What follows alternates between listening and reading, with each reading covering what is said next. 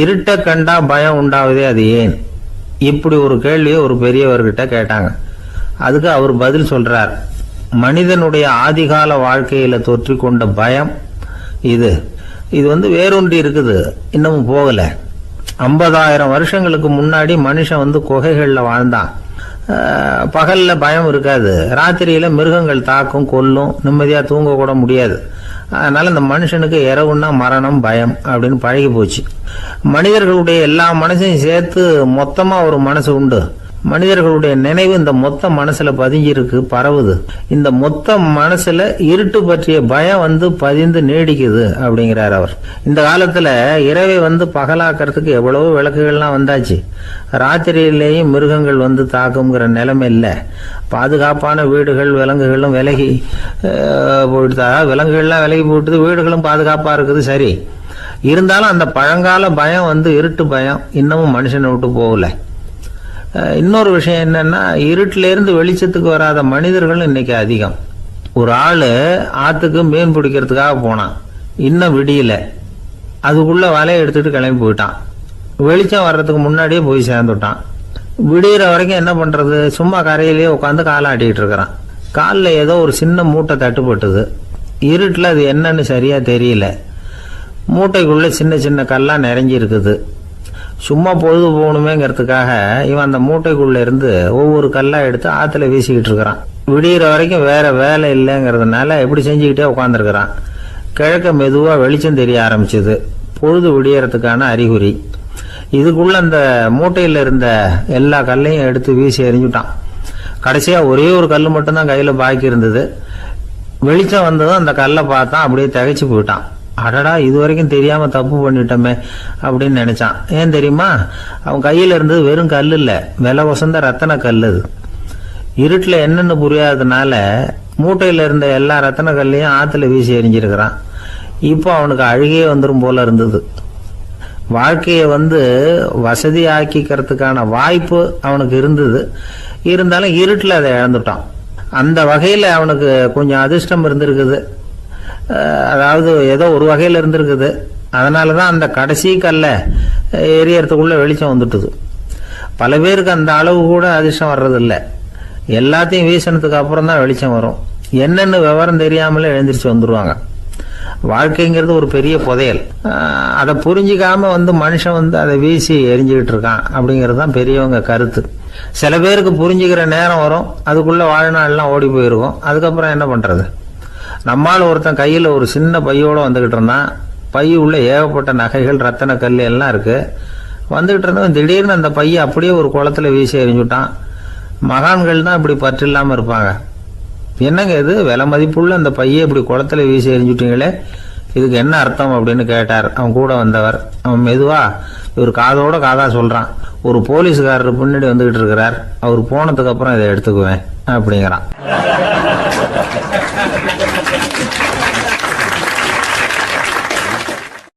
ஒரு சின்ன பையன் என்னை தேடிட்டு ஓடி வந்தான். ஒரு கதை சொல்லுங்கன்னா, சொந்தமா எதுவும் தெரியாத என்ன, உங்களுக்கு சொந்தமா எதுவும் தெரியாதுன்னு எனக்கும் தெரியும் அப்படின்னா. இந்த பையன் அடிக்கடி என்கிட்ட கதை கேட்கிறவன். அதனால என்னோட ரகசியம்லாம் அவனுக்கு அத்துப்படி. அதனால தான் அவ்வளவு தெளிவா அடிச்சு விடுறான். சரி, இப்ப என்ன செய்யலாம்னு, பழைய கதை ஏதாவது ஒன்று சொல்லுங்களேன்னா. உனக்கு கிருஷ்ண தேவராயரை தெரியுமான்னு. அவர்கிட்ட நேரில் பழக்கம் இல்லை, ஆனால் அவரை பற்றி புஸ்தகத்தில் படிச்சிருக்கேன்னா. சரி, இவங்கிட்ட மேற்கொண்டு பேச்சு கொடுத்தா நம்மளை ஒரு மாதிரி ஆக்கி விடுவான் அப்படிங்கிறத யூகம் பண்ணிட்டு அவனை உட்கார வச்சு கடைசி வரைக்கும் குறுக்க பேசக்கூடாது அப்படின்னு ஒரு கண்டிஷனையும் போட்டுட்டு அந்த கதையை சொன்னேன். ஒரு சமயம் கிருஷ்ணதேவராயர் சமஸ்தானத்துக்கு ஒரு பெரிய வித்வான் சேர்ந்தாராம். என்னோட போட்டி போடுறதுக்கு இந்த ஊர்ல யாராவது இருக்கீங்களா அப்படின்னு சவால் விட்டாராம். அந்த ஊர்ல இருந்த பெரிய பெரிய வித்வான்லாம் இது ஏதுடா வம்பா போச்சுன்னு நினைக்க ஆரம்பிச்சிட்டாங்க. யாரும் அந்த ஆளோட போட்டி போடுறதுக்கு தயாரா இல்லை. எல்லாரும் நடுங்கிட்டு இருக்கிறாங்க. அந்த நேரத்துல ஒருத்த மட்டும் தைரியமா முன்னுக்கு வந்தான். அது யாருன்னா தெனாலிராமன். அந்த சமஸ்தானத்துல விகட கவி அவன். என்ன அனுப்புங்க போட்டிக்கு, நான் ஜெயிச்சு காட்டுறேன்னா. உனக்கு அவ்வளவு தைரியம் இருக்குதா அப்படின்னு கேட்டாங்க. தைரியம் மட்டும்தான் என்கிட்ட இருக்குது, ஆனா தைரியம் இருந்தா அதிர்ஷ்டம் தேடிட்டு வருங்கிறது எனக்கு தெரியும் அப்படின்னா. அடுத்த நாள் போட்டி ஆரம்பமாச்சு. அந்த பெரிய வித்வான் நின்னார். தெனாலிராமன், எதிரில் வந்து நின்னான். அந்த வித்வான் ஒரு விரலை காட்டினார். தெனாலிராமன் பதிலுக்கு 2 விரலை காட்டினான். வித்வான் 3 விரலை காட்டினார். இவன் உடனே 4 விரலை காட்டினான். உடனே 5 விரலை காட்டினார் அவர். தெனாலிராமன் உடனே தன்னுடைய கை முஷ்டியை காட்டினான், கையை மூடி காட்டினான். அவ்வளோதான். அந்த பெரிய வித்வான் கிருஷ்ணதேவராயர் காலில் விழுந்தார். நான் தோத்துட்டேன், என் தோல்வியை ஒத்துக்கிறேன் அப்படின்னு சொல்லிவிட்டார். கிருஷ்ணதேவராயர் அவரை தனியாக அழைச்சிட்டு போய் என்ன நடந்ததுன்னு விசாரித்தார். அந்த வித்வான் விளக்கம் கொடுத்தார். ஆண்டவன் ஒருவன் தான் உண்டுங்கிறத விளக்கறதுக்காக நான் ஒரு விரலை காட்டினேன். அப்படி இல்லை, சக்தியை சேர்த்தா சக்தி சிவன் 2 பேர் உண்டுன்னு உங்கள் வித்வான் 2 விரலை காட்டினார். மூர்த்திகள் 3 பேருங்கிறதுக்காக நான் 3 விரலை காட்டினேன். வேதங்கள் 4ன்னு சொல்லி ஒரு 4 விரலை காட்டினார். பஞ்சபூதங்கள் 5ன்னு நான் 5 விரலை காட்டினேன். அதையெல்லாம் அடக்கி ஆளணும்னு சொல்லி அவர் கையை மூடி உறுதியாக காட்டினார். அடடா, உங்கள் வித்வானுக்கு எப்பேற்பட்ட அறிவு! அவர் தான் ஜெயிச்சார், நான் தோத்துட்டேன் அப்படின்னார் அவர். அப்படி சொல்லிவிட்டு அவர் போயிட்டார். அதுக்கப்புறம் தெனாலிராமனை கூப்பிட்டு என்னப்பா நடந்தது அப்படின்னு கேட்டாராம். அதுக்கு தெனாலிராமன் விளக்கம் கொடுத்துருக்குறான். அவன் முதல்ல என்னை கொன்னுடுவேன்னு அந்த வித்வான் ஒரு விரலை காட்டினான். உடனே ஒரு 2 கண்ணையும் தோண்டி போடுவேங்கிறதுக்காக நான் 2 விரலை காட்டினேன். உனக்கு நாமம் போட்டுருவேன்னு சொல்லி 3 விரலை காட்டினான். அதை அழிச்சிருவேன்னு 4 விரலை காட்டினேன். உன்னை அரைஞ்சிருவேன்னு அவன் 5 விரலை காட்டினான். நான் உங்களை குத்தி போடுவேன்னு சொல்லி கையை மூடி காட்டினேன் அப்படின்னா. இப்போ பாருங்க, ஜெயிச்சது யார்? தைரியம் மட்டும் இருந்துட்டா அதிர்ஷ்டம் தானாக தேடி வருங்கிறது எவ்வளவு உண்மையாக போச்சு. அதனால் நாம் எப்பவும் தைரியமாக இருக்கணும்னு சொல்லிவிட்டு என் எதிரில் கதை கேட்டுட்டு உட்காந்துருந்த சின்ன பையனை பார்த்தேன். அவன் என்னை நிமிர்ந்து பார்த்தான். அவன் தன்னோட கை கால் 2ஐயும் ஒரு மாதிரியாக என் முன்னால் தூக்கி 20 விரலை காட்டினான். எனக்கு ஒன்றும் புரியல. இதுக்கு என்னப்பா அர்த்தம்னு கேட்டேன். இதே கதையை இதுக்கு முன்னாடி என்கிட்ட 20 தடவை நீங்கள் சொல்லியிருக்கீங்கன்னு அர்த்தம் அப்படின்னா.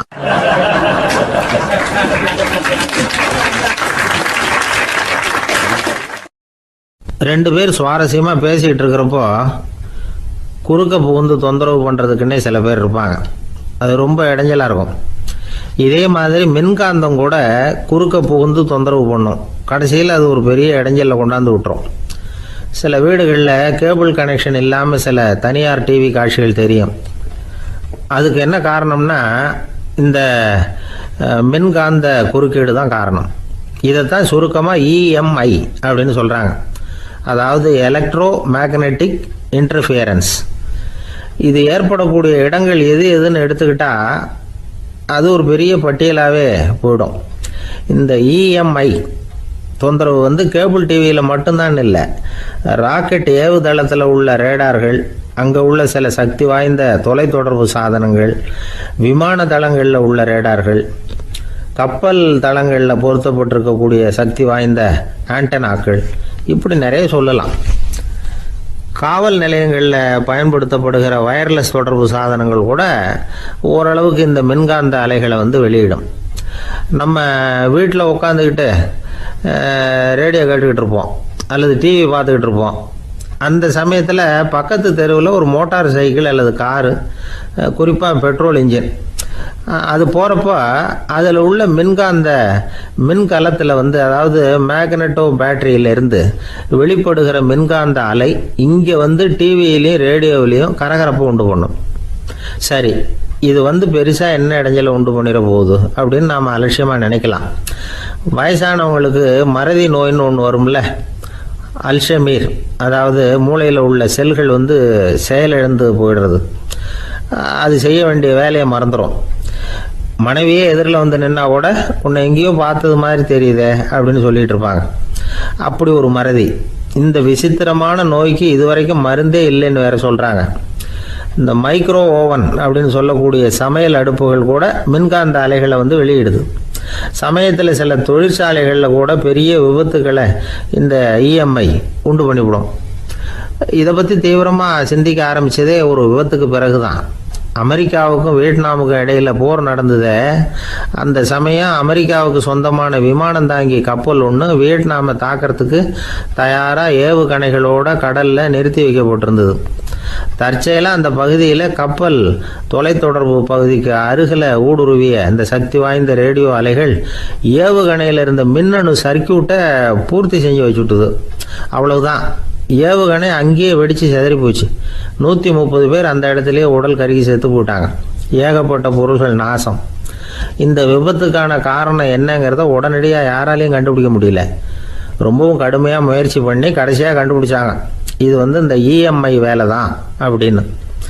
மின்னணு தொலைபேசிகள் இருக்கு. இதில் பேசும்பொழுது நம்ம காதை அதாவது செவியை ஊடுருவக்கூடிய மின்காந்த அலையானது மூளைக்கு போய் அங்கே மூளை கட்டிகளை உருவாக்க ஊக்கம் கொடுக்குது அப்படின்னு வேற கண்டுபிடிச்சிருக்கிறாங்க. இந்த இஎம்ஐ ரொம்ப குறைஞ்ச மின்காந்த அழுத்தத்தில் நமக்கு எந்த பாதிப்பையும் ஏற்படுத்துறதில்லை. மின்காந்த அலைகள் அழுத்தத்தோடு இருக்கிற இடங்களில் ரொம்ப நேரம் இருந்தோம்னா நம்ம உடம்பின் வெப்பநிலை 2 டிகிரி செல்சியஸ் வரைக்கும் அதிகரிக்குதாம். அதனால் வெப்பநிலையை சீராக்கிறதுக்கு இதய துடிப்பும் அதிகரிக்குது. இப்படிலாம் கண்டுபிடிச்சிருக்கிறாங்க. இப்போல்லாம் இந்த மின்காந்த குறுக்கீடுகளை தடுக்கிறது எப்படி அப்படின்னு விஞ்ஞானிகள் யோசனை செய்ய ஆரம்பிச்சிருக்கிறாங்க. இந்த விஷயத்தில் அலட்சியமாக இருந்தோம்னா எதிர்காலத்தில் நிறைய பேருக்கு இந்த ஞாபக மறதி நோய் வந்துடும். அப்புறம் அது ரொம்ப கஷ்டமாக போயிடும். ஒரு குடும்ப தலைவர் தன் மனைவியை பார்த்து, யார் நீ, உன்னை எங்கேயோ பார்த்தது மாதிரி இருக்குதே அப்படின்னு சொல்லிக்கிட்டு இருந்தார். உடனடியாக அவரை போய் பார்த்தேன். வாங்க டாக்டர்கிட்ட போகலாம் அப்படின்னு. அவர் என்னை தனியாக அழைச்சிட்டு போய் காதோட காதாக மெதுவாக சொல்கிறார், இதை பாருப்பா, என் கையில் பணம் இல்லாத போகலாம் அப்படி மறதி நோய் வந்துட்டது மாதிரி நடிச்சுக்கிட்டு இருப்பேன், அவ்வளவுதான், அதை நீ கண்டுக்காத அப்படின்னார்.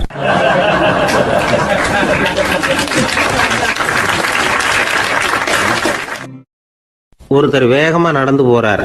கடைத்தெருவில் ஒரு ஸ்வீட்டு கடையை பார்க்குறார். உடனே சடன் பிரேக் போட்டது மாதிரி நிற்கிறார். ஒரு ஸ்வீட் வாங்கி சாப்பிட்லாமேன்னு மனசு சொல்லுது. டாக்டர் வேணாம்னு சொல்லியிருக்கிறார், உடம்புக்கு ஒத்துக்காது, அதனால் அது வேணாம்னு சொல்லுது அறிவு. இவர் மனசு சொல்கிறத கேட்கல, அறிவு சொல்கிறபடி கேட்குறார். அதனால் மறுபடியும் வேகமாக அங்கேருந்து நடந்து போயிடுறார். அவர் நல்ல மனுஷன். மனுஷனுக்கு அறிவும் இருக்குது, உணர்ச்சியும் இருக்குது. எதுக்கு எடுத்தாலும் உணர்ச்சி வசப்பட்டுக்கிட்டு இருக்கக்கூடாது. அறிவு வசத்தில் நாம் இருக்கணும். அப்போ தான் நாம் நல்லபடியாக வாழ முடியும். இல்லைன்னா அவஸ்தை தான். மகாபாரதத்தில் சந்தனுன்னு சொல்லி ஒரு அரசன் வர்றான். அவன் ஒரு சமயம் அறிவு வசப்படாமல் உணர்ச்சி வசப்படுறான். அதாவது ஒரு நாள் கங்கை கரையில் ஒரு அழகான பொண்ணை பார்க்குறான். இவனுடைய மனசு அவகிட்ட போயிடுது. அவளை கல்யாணம் பண்ணிக்கிறதுக்கு ஆசைப்படுறான். அந்த பொண்ணு சரின்னு சம்மதிக்கிறா. ஆனால் ஒரு நிபந்தனை போடுறா. அந்த நிபந்தனைக்கு சம்மதம்னு சொன்னாதான் உன்னை கல்யாணம் பண்ணிக்குவேன்னு சொல்றா. சரி, அவ போட்ட நிபந்தனை என்ன தெரியுமா? இது மாதிரி, நான் உங்க மனசு புண்படுற மாதிரி எந்த காரியம் பண்ணாலும் நீங்க என்ன ஏன்னு கேட்கக்கூடாது, நான் செய்யற காரியத்தை தடுக்கவும் கூடாது. அப்படி நீங்க செஞ்சா அடுத்த கணமே நான் உங்களை பிரிஞ்சு போயிடுவேன். இதுதான் அந்த பொண்ணு போட்ட நிபந்தனை. சந்தன அரசன் இந்த நிபந்தனையை ஒத்துக்கலாமா? இதை அறிவுபூர்வமாக யோசிச்சிருந்தா இதுக்கு கட்டுப்பட்டுக்க மாட்டான்.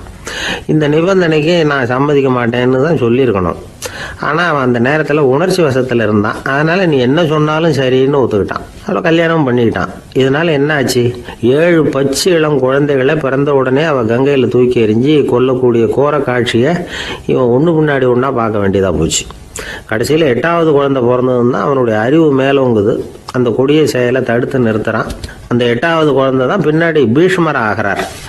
ஒரு பக்தி பிரசங்கத்தில் ஒரு பேச்சாளர் இந்த விஷயத்தை சொல்லிவிட்டு இன்னொரு விஷயமும் சொன்னார். அது என்னன்னா, சந்தனு மன்னன் அறிவுக்கும் உணர்ச்சிக்கும் நடுவில் அகப்பட்டு தவிச்சதுனால அவன் வம்சத்தில் வந்த கௌரவர்கள் உணர்ச்சி வசப்பட்டாங்க, பாண்டவர்கள் அறிவு வசப்பட்டாங்க அப்படின்னு சொன்னார். மனுஷனுக்கு உணர்ச்சியை விட அறிவு மேலோங்கி இருக்கணுங்கிறது சரிதான். ஆனால் அந்த அறிவை எப்படி உபயோகப்படுத்துகிறோங்கிறது முக்கியம். ஒருத்தர் சொன்னார், சார், இன்னைக்கு கோயம்புத்தூரில் ஒரு கல்யாணம், அதுக்கு நான் போக முடியலேன்னு நினைக்கும் பொழுது மனசுக்கு ரொம்ப வருத்தமாக இருக்குது சார் அப்படின்னார். ரொம்ப உணர்ச்சி வசப்பட்டார். அதுக்காக கவலைப்படாதீங்க சார், ஒரு வாழ்த்து தந்தி கொடுத்துருங்களேன் அப்படின்னார் இன்னொருத்தர். அது எப்படி சார் முடியும்னார் அவர். நான் தானே சார் கல்யாண மாப்பிள்ளை அப்படிங்கிறார் அந்த ஆள்.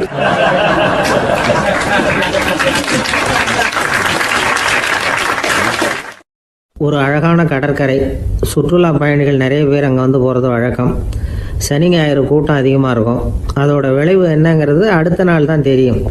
ஆமாம், அந்த கடற்கரையை சுத்தப்படுத்துகிற தொழிலாளிகள் திங்கட்கிழமை ரொம்ப சிரமப்படுவாங்க. சனி ஞாயிறு வந்த கூட்டம் கடற்கரை பூராவும் காலி ஐஸ்கிரீம் கப்புகளை வீசி எறிஞ்சிட்டு போயிருக்கும். ஆயிரக்கணக்கான கப்புகள் அங்கே பரவலாக கிடக்கும். அதையெல்லாம் பொறுக்கி எடுத்து சுத்தம் பண்ணி ஆகணும். இதனால் திங்கட்கிழமை வேலைக்கு வர்றதுக்கு எல்லோரும் பயப்படுவாங்க. அப்படி ஒரு நிலைமை. பல பேர் அன்னைக்கு லீவ் எடுத்துகிட்டு போயிடுறது வழக்கம். நமக்கு எதுக்கு இன்றைக்கி தொந்தரவுன்னு. இது ஒரு பெரிய பிரச்சனையாக இருந்தது. இதுக்கு என்ன பண்ணலாம் அப்படின்னு யோசனை பண்ணாங்க. ஒரு ஆலோசனை கூட்டத்துக்கு ஏற்பாடு பண்ணாங்களாம். அந்த நகர நிர்வாக அலுவலர்கள், பணியாளர்கள் எல்லாரும் அதில் கலந்துக்கிட்டாங்க. கூட்டம் ஆரம்பமாச்சு. ஆரம்பத்தில் சொன்னாங்க, இந்த பிரச்சனைக்கு ஒரு தீர்வு வேணும், என்ன பண்ணலாம், அதை முடிவு செய்கிறதுக்கு தான் இந்த கூட்டம். இதில் நீங்கள் செய்ய வேண்டியது என்னென்னா, உங்களுக்கு தோன்றுகிற யோசனை எதுவாக இருந்தாலும் சொல்லுங்கள். கொஞ்சம் கூட தயக்கம் வேண்டாம். நாம் சொல்கிற யோசனை ஈடுபடுமா படாதா அப்படின்லாம் யோசிக்க வேணாம். எல்லாருடைய யோசனைகளையும் அப்படியே பதிவு செய்துக்கிறோம். கடைசியாக அதிலேருந்து ஒரு சிறந்த யோசனையை தேர்வு பண்ணி அதை பயன்படுத்தலாம். இந்த சந்தர்ப்பத்தில் இன்னொரு முக்கியமான வேண்டுகோள், எவ்வளவு சாதாரணமான யோசனையாக இருந்தாலும் சரி, அது சொல்லும் பொழுது அடுத்தவங்க ஏளனம் செய்யக்கூடாது. இது ஒரு பெரிய யோசனையா அப்படின்னு சொல்லி எதையும் அலட்சியப்படுத்தக்கூடாது. இதுதான் அந்த கூட்டத்தின் ஆரம்பத்தில் செய்யப்பட்ட அறிவிப்பு. உடனே அந்த கூட்டத்தில் இருந்தவங்க ஆளுக்கு ஒரு யோசனை சொல்ல ஆரம்பித்தாங்க. ஒருத்தர் எழுந்திருச்சார், இங்கே வர்ற சுற்றுலா பயணிகள்கிட்ட ஆளுக்கு $10 ஒரு டெபாசிட் மாதிரி வைப்பு பணமாக வாங்கிக்கணும். காலி ஐஸ்கிரீம் கப்பை திருப்பி கொடுத்தா அந்த பணத்தை திருப்பி கொடுத்துடலாம். இப்படி ஒரு ஏற்பாடு பண்ணிக்கிட்டா கப்புகளை தேடி பொறுக்கிட்டு இருக்க வேண்டியதில்லை, எல்லாம் ஒரே இடத்துக்கு வந்து சேர்ந்துடும். அப்படியே நாம் தூக்கிட்டு போய் ஒரு இடத்துல கொட்டி விடலாம் அப்படின்னார். இன்னொருத்தர் எழுந்திரிச்சார், கப்பை கீழே போட்டால் $50 அபராதம் அப்படின்னு அங்கங்கே போர்டு எழுதி வச்சுடலாம். கப்புகளை போடுறதுக்கு அங்கங்கே பெரிய கூடைகளை வச்சுடலாம். நாம் சாவகாசமாக அந்த கூடைகளை சேகரம் பண்ணிக்கலாம் அப்படின்னாராம். இன்னொருத்தர் எழுந்திரிச்சு கொஞ்சம் கோபமாக பேசினார். கப்புகளை அவங்க வாயிலேயே திணிச்சு விடணும், அதுகளை முன்னு சாப்பிட்டு பார்த்தா தான் தெரியும் அது எவ்வளவு கஷ்டங்கிறது அப்படின்னு ரொம்ப கடுமையாக பேசியிருக்காரு. இது வேடிக்கையாக தெரிஞ்சாலும் இந்த யோசனையும் பதிவு செஞ்சுக்கிட்டாங்களாம். இப்படி பல யோசனைகள். கடைசியாக எல்லாத்தையும் படித்து பார்த்துட்டு பரிசீலனை பண்ணாங்க. அப்புறம் தான் யோசனை வந்தது. ஒரு வேடிக்கையாக சொன்னது, கப்புகளை அவங்கவுங்க வாயிலே திணிச்சு சாப்பிட சொல்லணும், அதுதான் தண்டனைன்னார்ல. ஏன் அப்படி சாப்பிட்றது மாதிரியே கப்புகளை தயார் பண்ண என்ன அப்படின்னு சிந்திக்க ஆரம்பித்தாங்களாம். ஆகா, அதுதான் சரின்னு ஒரு முடிவுக்கு வந்தாங்க. அதுலேருந்து உருவானது தான் இந்த வேஃபர் கப்ஸ். ஐஸ்கிரீமை சாப்பிட்டு முடிச்சதும் கப்பையும் சாப்பிட்டுடலாம். கோன் ஐஸ்கிரீம் சாப்பிட்றோம்ல, அதுதான். அமெரிக்காவில் மியாமி கடற்கரையில் ரொம்ப காலமாக இருந்துக்கிட்டு வந்த குப்பை பிரச்சனைக்கு இப்படி தான் ஒரு தீர்வு வந்துதான். இதுலேருந்து நாம் புரிஞ்சிக்க வேண்டியது என்னென்னா, நாம் அன்றாட எத்தனையோ பிரச்சனைகளை சந்திக்கிறோம், அதுக்கெல்லாம் தீர்வு உண்டு. அது எங்கே ஒளிஞ்சிருக்குன்னு கண்டுபிடிக்கணும்.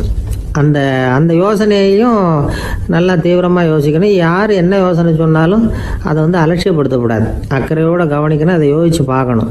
ஒரு அம்மா தன்னோட வீட்டுக்காரரை ஒரு மனநல மருத்துவர்கிட்ட அழைச்சிட்டு வந்தாங்களாம். டாக்டர், இவருக்கு கோன் ஐஸ்கிரீம் பிடிக்கல, பேப்பர் கப்பில் இருக்கிற ஐஸ்கிரீம் தான் வேணும்னு அடம் பிடிக்கிறார் அப்படின்னாங்களாம்.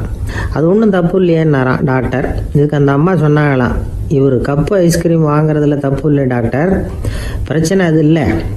அப்புறம் வேறு என்னென்னு கேட்டிருக்காரு. வாங்கினதும் ஐஸ்கிரீமை கீழே கொட்டிவிட்டு அந்த பேப்பர் கப்பை மட்டும் விரும்பி சாப்பிட்றார், அதனால தான் உங்ககிட்ட அழைச்சிட்டு வந்தேன் அப்படின்னாங்களாம்.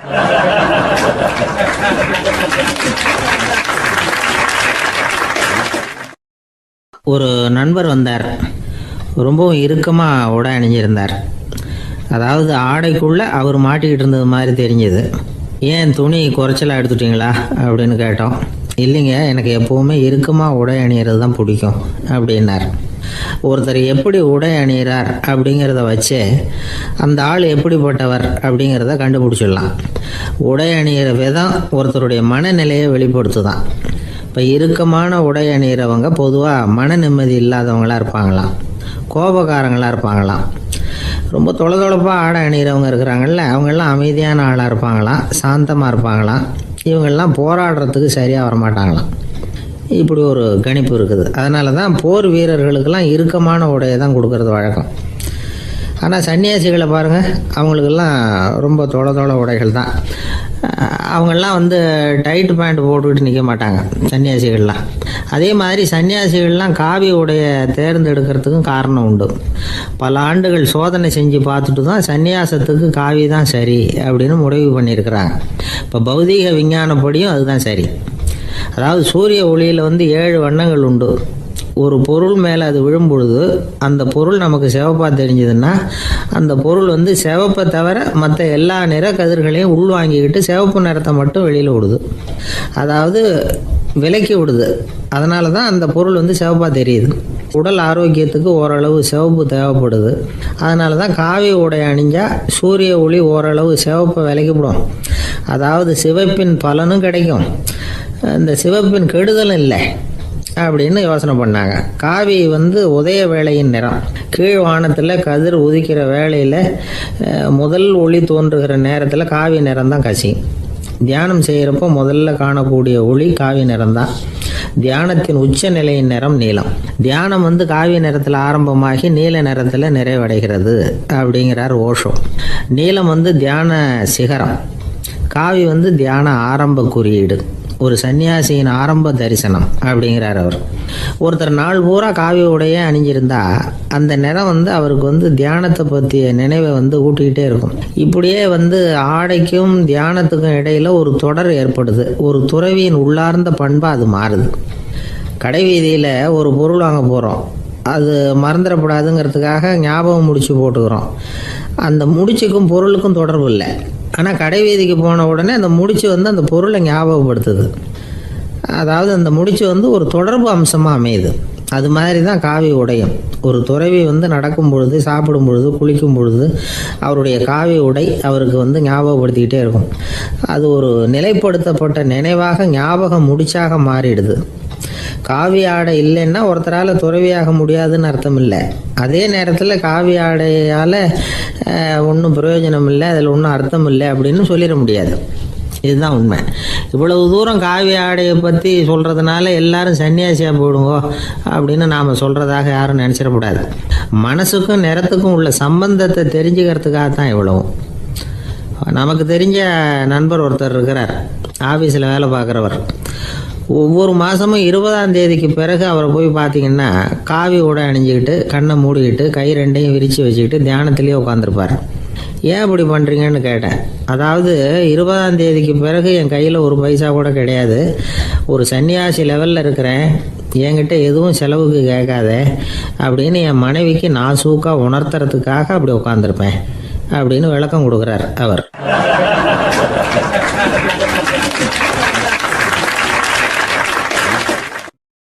ஒரு கணவன் மனைவி எப்போ பார்த்தாலும் அவங்க 2 பேருக்கும் இடையில சண்டை வந்துக்கிட்டே இருந்தது.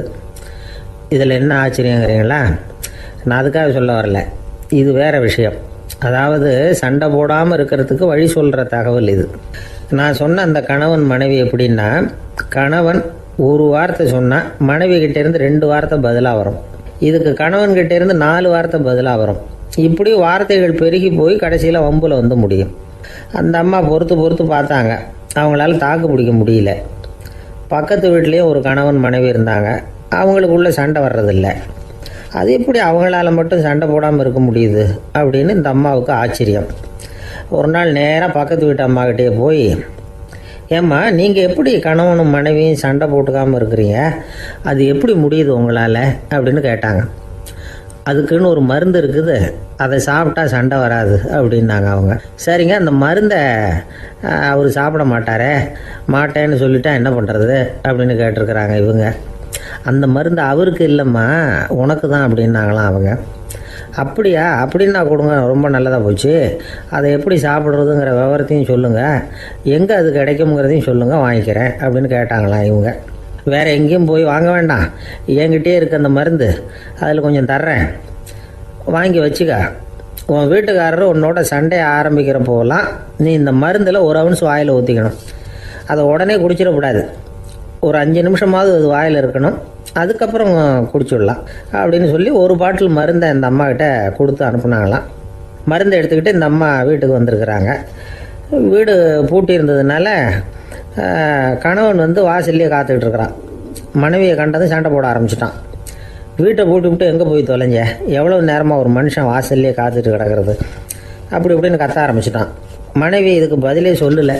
அந்த அம்மா பேசாமல் வீட்டை திறந்தாங்க, சமையல் அறைக்குள்ளே போனாங்க, ஒரு அவுன்ஸ் மருந்தை வாயில் ஊற்றிக்கிட்டாங்க.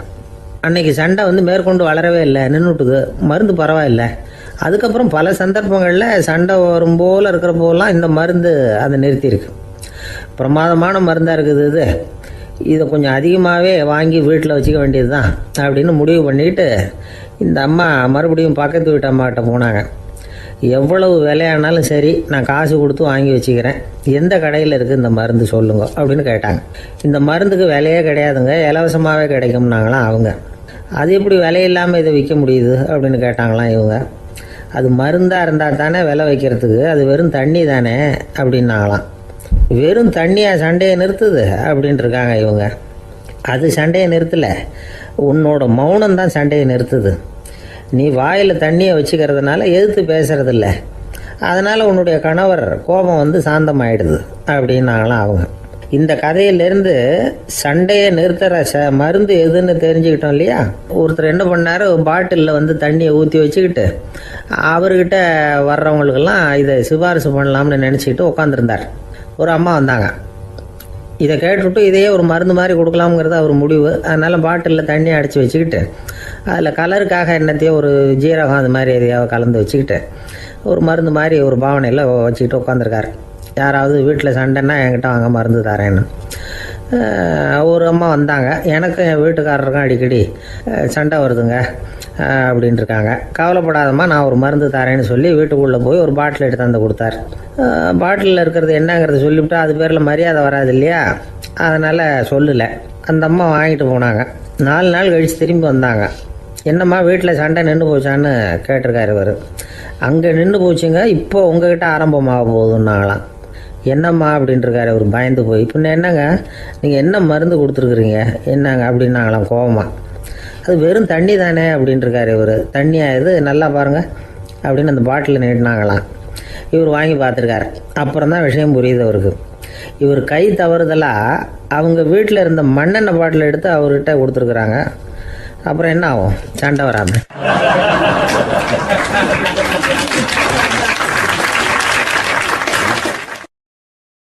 ஒரு சராசரி மனிதனுடைய இயல்பு என்ன? இன்பம் வந்தால் துள்ளி குதிப்பான், துன்பம் வந்தால் சோர்ந்து போய் ஒரு மூலையில் உட்காந்துருவான். இவன் தான் சராசரி மனிதன். ஆனால் ஒருத்தன் இன்பம் வந்தால் அதுக்காக மகிழ்ச்சி அடையிறதில்ல, துன்பம் வந்தால் அதுக்காக சோர்ந்து போகிறதில்ல அப்படின்னு வச்சுக்கோங்க. அப்படி இருந்தால் அவன் சாதாரண ஆள் கிடையாது. ஒரு ஊரில் ஒரு ஞானி இருந்தார். அவரை தேடிட்டு ஒரு பெரியவர் வந்தார். ஐயா, ஞானத்தில் சிறந்த ஞானம் எது அப்படின்னு கேட்டாராம். இதுக்கு அந்த ஞானி என்ன பதில் சொன்னார் தெரியுமா? இன்பத்தினால மகிழ்ச்சி அடையாமலும் துன்பத்தினால சோர்வு அடையாமலும் இருக்கிறது தான் அந்த ஞானம், பெரிய ஞானம் அப்படின்னாராம். சரி சுவாமி, அப்படிப்பட்ட ஞானம் உங்களுக்கு எப்படி வந்ததுன்னு கேட்டிருக்காரு இவர். அதை நான் ஒரு கழுதைகிட்ட இருந்து கற்றுக்கிட்டேன் அப்படின்னாராம் அவர். இவருக்கு ஒன்றும் புரியல, ஒரு மாதிரியாக முழிச்சிருக்கிறார். இதை அவர் புரிஞ்சுக்கிட்டார். நீங்கள் நாளைக்கு காலையில் நம்முடைய ஆசிரமத்துக்கு வாங்க, புரிய வைக்கிறேன்னாராம். சரின்னு அவர் போயிட்டார். மறுநாள் காலையில் ஆசிரமத்துக்கு வந்து சேர்ந்தார். ஞானி அவரை கூப்பிட்டு உட்கார வச்சார். வாங்க வந்து இப்படி உட்காருங்க, கொஞ்சம் நேரத்தில் இந்த வழியாக ஒரு கழுதை போகும், அதை கவனித்து பாருங்கன்னாராம். இவருக்கு இன்னமும் ஒன்றும் புரியாமல் போச்சு, ஒரே குழப்பம். இருந்தாலும் அந்த ஞானி சொன்னது மாதிரியே உட்காந்துருக்கிறார். கொஞ்சம் நேரத்தில் அந்த வழியாக ஒரு கழுதை போச்சு. அது முதுக நிறைய அழுக்கு மூட்டைகள், அதை சுமந்துக்கிட்டு போகுது. ஒரு செலவு தொழிலாளி அதை ஓட்டிகிட்டு போகிறார். கொஞ்சம் தூரத்தில் ஒரு ஆறு இருக்குது. அங்கே போய் துணியெல்லாம் சுத்தப்படுத்திக்கிட்டு சாயந்தரமாக திரும்பி இந்த வழியாகவே வருவாங்க. ஞானி சொன்னது மாதிரியே இந்த பெரியவர் அழுக்கு மூட்டையை சுமந்துக்கிட்டு போகிற அந்த கழுதையை கவனித்தார். கழுதை போயிட்டுது. அதுக்கப்புறம் ஞானியை திரும்பி பார்த்தார். இப்போ அந்த ஞானி சொன்னார், சாயந்தரம் வரைக்கும் நீங்கள் இங்கேயே இருக்கணும்னார். அதே மாதிரி இவர் இருந்தார். சாயந்தரமாக அந்த ஞானி சொன்னார், ஐயா, இப்போ கொஞ்ச நேரத்தில் அந்த கழுதை இந்த வழியாக திரும்பி வரும், அதையும் கவனித்து பாருங்கன்னார். இவரும் கவனித்து பார்க்குறார். கழுதை வந்தது. அது முதுகில் சலவை செய்யப்பட்ட துணி மூட்டை, அது பாட்டுக்கு சுமந்துக்கிட்டு போய்கிட்டு இருக்குது. பெரியவருக்கு ஒன்றும் புரியல, பொறுமை இழந்துவிட்டார். சரி சுவாமி, இந்த கழுதைக்கும் உங்கள் ஞானத்துக்கும் என்ன சம்பந்தம் அப்படின்னார். இப்போ அந்த ஞானி விளக்கினார். ஐயா, இந்த கழுதை இதே மாதிரி தினமும் காலையில் அழுக்கு மூட்டைகளை சுமந்துக்கிட்டு ஆற்றுக்கு போகுது, மாலையில் வெண்மையான சுத்தமான துணிகளை சுமந்துக்கிட்டு திரும்பி ஊருக்கு போகுது. காலையில் இது போகும் பொழுது முதுகில் அழுக்கு மூட்டைகளை சுமந்துக்கிட்டு போகிறோமேங்கிற வருத்தமும் அதுக்கு கிடையாது. சாயந்தரம் திரும்பி வரும்பொழுது சுத்தமான துணிகளை சுமந்துக்கிட்டு வர்றோமேங்கிற மகிழ்ச்சியும் அதுக்கு இல்லை. இதை பார்த்து தான் நானும் அது மாதிரி ஞானத்தை கற்றுக்கிட்டேன் அப்படின்னாராம். அதனால் யார் கற்றுக் கொடுக்குறாங்க அப்படிங்கிறத விட எதை கற்றுக்கிறோம் அப்படிங்கிறது தான் முக்கியம். ஒரு சினிமா பார்க்குறோம், ஒரு அருவி கொட்டுறது மாதிரி காட்சி வருது, தண்ணீர் வழியுது. படம் முடிஞ்சதும் பார்த்தீங்கன்னா அந்த திரை என்ன நனைஞ்சு போயாருக்கும். ஒரு தீப்பிடிச்சு எரியிற காட்சியே சினிமாவில் பார்க்குறீங்க, காட்சி முடிஞ்சதும் அந்த வெண் திரையே கருகி போயாருக்கும். படத்தில் வர்ற தண்ணீரும் நெருப்பும் அந்த திரையை பாதிக்கிறது இல்லை. நாம் அந்த திரை மாதிரி இருக்கிறதுக்கு கற்றுக்கணுமா. அந்த பக்குவம் வந்துவிட்டதுன்னா இன்பமும் துன்பமும் நம்ம எதுவும் செய்யாது. ஒரு சினிமாவை பார்க்குற வரைக்கும் சிரிக்கலாம், அழலாம். பார்த்துட்டு வெளியில் வரும்பொழுது அழுதுகிட்டே வரக்கூடாது. ஒருத்தர் வந்தார், அப்படி படம் முடிஞ்சு வெளியில் வரும்பொழுது அருவி மாதிரி கண்ணீர் சிந்திக்கிட்டே வரார். ஏன் சார் படம் அவ்வளவு சோகமா அப்படின்னு கேட்டார். இன்னொருத்தர், இல்லை சார் கூட்டம் ரொம்ப குறைச்சல் சார், மொத்தம் படம் பார்க்க வந்தவங்களே 15 பேர் தான் சார் அப்படின்னார் கண்ணீரை தொடச்சிக்கிட்டே. அதுக்கு நீங்கள் ஏன் சார் அழறீங்கன்னு கேட்டார் அவர். இந்த படத்தோட தயாரிப்பாளரே நான் தான் சார் அப்படின்னாரா இவர்.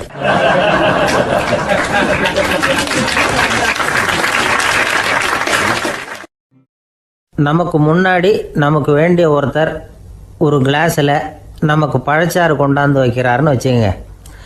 உடனே நாம் என்ன பண்ணுவோம்? எடுத்து கிடுகிடுன்னு சாப்பிட்ருவோம், அடுத்தவங்க யாரும் வர்றதுக்குள்ள. அதை விட்டுட்டு அதை கொண்டாந்து வச்சவர்கிட்டயே அதோட விலை என்ன அப்படி இப்படின்னு நான் கேட்டுக்கிட்டு இருப்போம். நாம் கேட்க மாட்டோம். ஆனால் காந்திஜி அப்படி கேட்டாராம். எப்போ தெரியுமா? 1935. அந்த வருஷம் மே மாதத்தில் ஒரு நாள் காந்திஜி டெல்லியில் இருக்கிறார். அப்போ அவருக்கு 2 டம்ளர் மாம்பழச்சாறு கொண்டாந்து கொடுக்குறாங்க. அதை வாங்குறார். இதோட விலை என்ன அப்படின்னு கேட்டார் காந்திஜி. யாருக்கிட்ட கேட்டாருன்னா மனுபென் காந்திகிட்ட கேட்குறார். அவங்க தான் கொண்டாந்து கொடுக்குறாங்க. காந்திஜிக்கு உதவி செய்கிறதுக்காக அவர் கூடவே இருந்தவங்க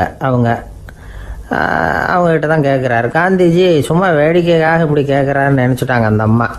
அதுவும் இல்லாமல் அதோட விலையை கேட்டால் காந்திஜி நிச்சயமாக அதை சாப்பிட மாட்டார் அப்படிங்கிற பயம் வேறு. அதனால் அந்த அம்மா பதில் எதுவும் சொல்லாமல் கம்முன்னு இருந்துட்டாங்க. கொஞ்ச நேரம் ஆச்சு. அந்த பழச்சாறு வச்ச இடத்துல அப்படியே இருக்குது, வச்சபடியே இருக்குது. காந்திஜி அதை சாப்பிடவே இல்லை. மனுபென் காந்தி பார்த்தாங்க. மெதுவாக காந்திஜிக்கிட்ட போய் அதை சாப்பிடுங்களேன் அப்படின்னாங்க. பழச்சாறு விலை என்னன்னு கேட்டேன், அதுக்கு பதில் இல்லை. அது முதல் தப்பு. பதிலை எதிர்பார்த்திருந்தும் அதை பற்றி விசாரிக்கலை, அது 2வது தப்பு. இப்படி 2 தப்புகளை பண்ணிவிட்டு என்கிட்ட வந்து இதை சாப்பிடுங்கன்னு சொன்னால் அது எப்படி அப்படின்னு கேட்டாராம் காந்திஜி. மனுபென் காந்தி என்ன சொல்கிறதுன்னு தெரியாமல் திகைச்சு போய் நின்றுக்கிட்டு இருந்தாங்க. காந்திஜி தொடர்ந்து சொன்னாராம், இப்போ என் முன்னாடி வச்சிருக்கிற இந்த பழச்சாறு விலை சுமாராக ஒரு ₹1/2 இருக்கும். அது அந்த காலத்து மதிப்பு. இந்த பழச்சாறு இல்லாமல் கூட என்னால் இருக்க முடியும். ஆனால் அவசியமான பொருள்களை வாங்கிறதுக்கு கூட சக்தி இல்லாத மக்கள் இந்த நாட்டில் நிறைய பேர் இருக்கிறாங்க. அப்படி இருக்கிறப்போ எனக்கு என்னத்துக்கு இந்த விலை உயர்ந்த பானம்? இதை இப்போ நான் சாப்பிட்டா என் உடம்பு வேணும்னா ஆரோக்கியமாகலாம், ஆனால் என் மனசு அமைதி அடையாது. எனக்கு என்னுடைய உடல் ஆரோக்கியத்தை விட மன ஆரோக்கியம்தான் முக்கியம்.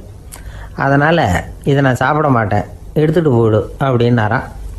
அந்த சமயத்தில் ஒரு அகதி பொண்ணு 2 குழந்தைகளோட காந்திஜியை பார்க்குறதுக்காக வந்தது. வணக்கம் சொல்லிச்சு. காந்திஜி உடனே தனக்கு முன்னாடி இருந்த பழச்சாற்றை எடுத்து அந்த பொண்ணுக்கிட்டையும் குழந்தைகள்கிட்டையும் கொடுத்து சாப்பிட சொன்னார். அவங்க அதை வாங்கி ரொம்ப சந்தோஷத்தோடு சாப்பிட்டாங்களாம். அதை பார்த்த காந்திஜி முகத்தில் ஒரு புன்னகை, ஒரு பரவசம், ஒரு திருப்தி. அவர் மனசு நிறைஞ்சிருந்தது. அப்போ அவர் சொன்னாராம், ஆண்டவன் எனக்கு எப்பவும் சரியான சமயத்தில் கை கொடுப்பாருங்கிறது அதுக்கு இதுதான் அத்தாட்சி. நான் ஒரு இக்கட்டான சூழ்நிலையில் இருக்கிறப்ப கூட கடவுளின் கருணையால் அந்த சூழ்நிலை என்னை பாதிக்கலை.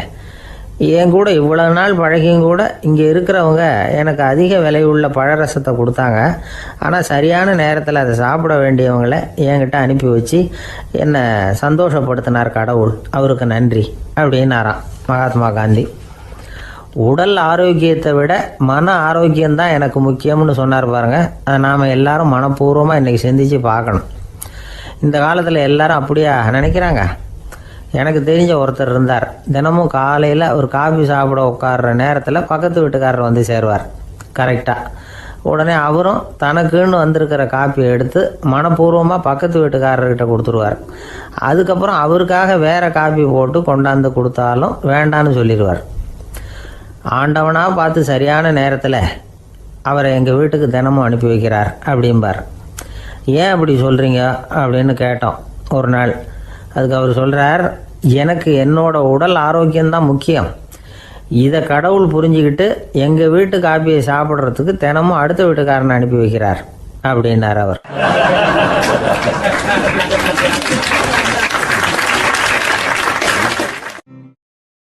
ஒரு நீதிமன்றம் அங்கே ஒரு கொலை வழக்கு சம்பந்தமாக விசாரணை நடந்துக்கிட்டு இருக்குது. அந்த வழக்கறிஞர் ரொம்ப தீவிரமாக வாதாடிக்கிட்டு இருக்கிறார். தன்னுடைய கட்சிக்காரர் நிரபராதிங்கிறது அவருக்கு நல்லா தெரியும். அதனால தான் அவர் சார்பாக வாதாடுறதுக்கே ஒத்துக்கிட்டார். அப்படி அவர் மும்முரமாக வாதாடிக்கிட்டு இருக்கிற சமயத்தில் அவசரமாக தந்தி ஒன்று வந்து சேர்ந்தது. அதை வாங்கி படித்து பார்த்தார். அதுக்கப்புறம் அதை மடித்து தன்னுடைய கோட்டு பையில் வச்சுக்கிட்டு தொடர்ந்து வாதாட ஆரம்பிச்சிட்டார். பேசி முடித்தார். அதுக்கப்புறம் அங்கே கோர்ட்டில் இருந்த சக வக்கீல்கள் அவர்கிட்ட வந்தாங்க. தந்தி ஒன்று வந்ததே, என்ன விஷயம் அப்படின்னு விசாரித்தாங்களாம். அப்போ அவர் சொல்லியிருக்கிறார், ஊரில் சிகிச்சைக்காக போயிருந்த என்னுடைய மனைவி இறந்து போனதாக தந்தி வந்திருக்குது அப்படின்னாராம். மற்ற வக்கீல்களுக்கு அதிர்ச்சி. என்னங்க இது, மனைவி இறந்ததை விட கேஸு முக்கியமாக உங்களுக்கு அப்படின்னு கேட்டிருக்கிறாங்க. இறந்து போன என் மனைவி மறுபடியும் திரும்பி வர போகிறதில்ல, ஆனால் என்னுடைய கட்சிக்காரர் ஒரு கொலை வழக்கில் மாட்டிக்கிட்டார். அவரும் நிரபராதி. அவர் உசுரை நான் காப்பாற்ற வேணாமா, இதுதான் என்னுடைய கடமை அப்படின்னாராம். இப்படி இவர் சொன்னதும் எல்லாரும் அப்படியே திகைச்சு போய் நின்றுட்டாங்களாம். சரி, கடமைக்கு முக்கியத்துவம் கொடுத்த அந்த வழக்கறிஞர் யார் தெரியுமா? அவர் தான் இரும்பு மனிதர் சர்தார் வல்லபாய் பட்டேல். குஜராத் மாநிலத்தில் 1875 அக்டோபர் 31 அன்றைக்கு ஜாவேரி பாய் அப்படிங்கிறவருக்கு 4வது பிள்ளையாக அவர் பிறந்தாராம். இந்த ஜாவேரி பாய் யார் தெரியுமா? ஜான்சி ராணி லட்சுமி பாய் போர் படையில் ஒரு வீரராக பணிபுரிஞ்சவர். இளம் வயசில் வல்லபாய் பட்டேல் ரொம்ப சிரமப்பட்டு படிச்சிருக்கார். விடாமுயற்சி வெற்றியை கொடுத்தது. கல்லூரியிலையும் காலடி வச்சார். அதுக்கப்புறம் வக்கீல் பட்டத்தையும் வாங்கினார். பிரிட்டிஷ் ஆட்சி நடந்துக்கிட்டு இருந்த சமயம் குஜராத்தை சேர்ந்த பர்டோலி தாலுக்காவில் விவசாயிகள் மேலே அரசாங்கம் திடீர்னு நில வரியை வசதி விட்டு தான். ஏழை விவசாயிகள் ரொம்ப கஷ்டப்பட்டுருக்காங்க. அரசாங்கம் வரி செலுத்தாத விவசாயிகளின் நிலங்களையெல்லாம் ஜப்தி செஞ்சுதான். அரசாங்கத்தை எதிர்க்கிறவங்களையெல்லாம் கைது பண்ணி சிறையில் அடைச்சுட்டாங்களாம். சில பேர் வீடு வாசல் ஆடு மாட்டையெல்லாம் விற்று கூட வரி கட்ட வேண்டிய நிலைமைக்கு ஆளாயிட்டாங்க. வழக்கறிஞர் வல்லபாய் பட்டேல் நில வரியை உடனே ரத்து பண்ணணும் அப்படின்னு பம்பாய் கவர்னருக்கு ஒரு கடிதம் எழுதினார். எந்த பலனும் இல்லை. உடனே எல்லா விவசாயிகளையும் அணி திரட்டினார். அதுக்கு தானே தலைமை தாங்கினார். சத்தியாகிரகம் நடத்தினார். அந்த பகுதியில் எந்த வேலையும் நடக்கலை. வேறு வழி இல்லை. ஆட்சியாளர்கள் உடனே வரியை ரத்து பண்ணாங்க. சிறையில் இருந்தவங்களெல்லாம் வெளில விட்டாங்க. 1928 ஆகஸ்ட் 6 சர்க்காருக்கும் விவசாயிகளுக்கும் இடையில் ஒரு உடன்பாடு ஏற்பட்டது. அதுக்கப்புறம் தான் நிலைமை சரியாக போச்சான். வல்லபாய் பட்டேலின் பொது சேவையை பாராட்டின பொதுமக்கள் அவருக்கு சர்தார் அப்படிங்கிற பட்டத்தை கொடுத்தாங்களாம். சர்தார்னா தலைவர் அல்லது தளபதின்னு அர்த்தம். இரும்பு மனிதர்னு இவருக்கு பேர். இருந்தாலும் நகைச்சுவை உணர்வும் இவருக்கு நிறைய உண்டு. ஒரு தடவை ஒரு பத்திரிகை நிருபர் வந்திருக்கார். சர்தார் பட்டேல்கிட்ட அவருக்கு பிடிச்ச பண்பாடு கலாச்சாரம் எது அப்படின்னு கேட்கணும்னு ஆசை. அதனால் அவரை பார்த்து கேட்டாராம், ஏங்க உங்களுக்கு பிடிச்ச கல்ச்சர் எது அப்படின்னு கேட்டிருக்கார். இதுக்கு சர்தார் பட்டேல் சொன்ன பதில் என்ன தெரியுமா? எனக்கு பிடிச்ச கல்ச்சர் அக்ரிகல்ச்சர் அப்படின்னாராம்.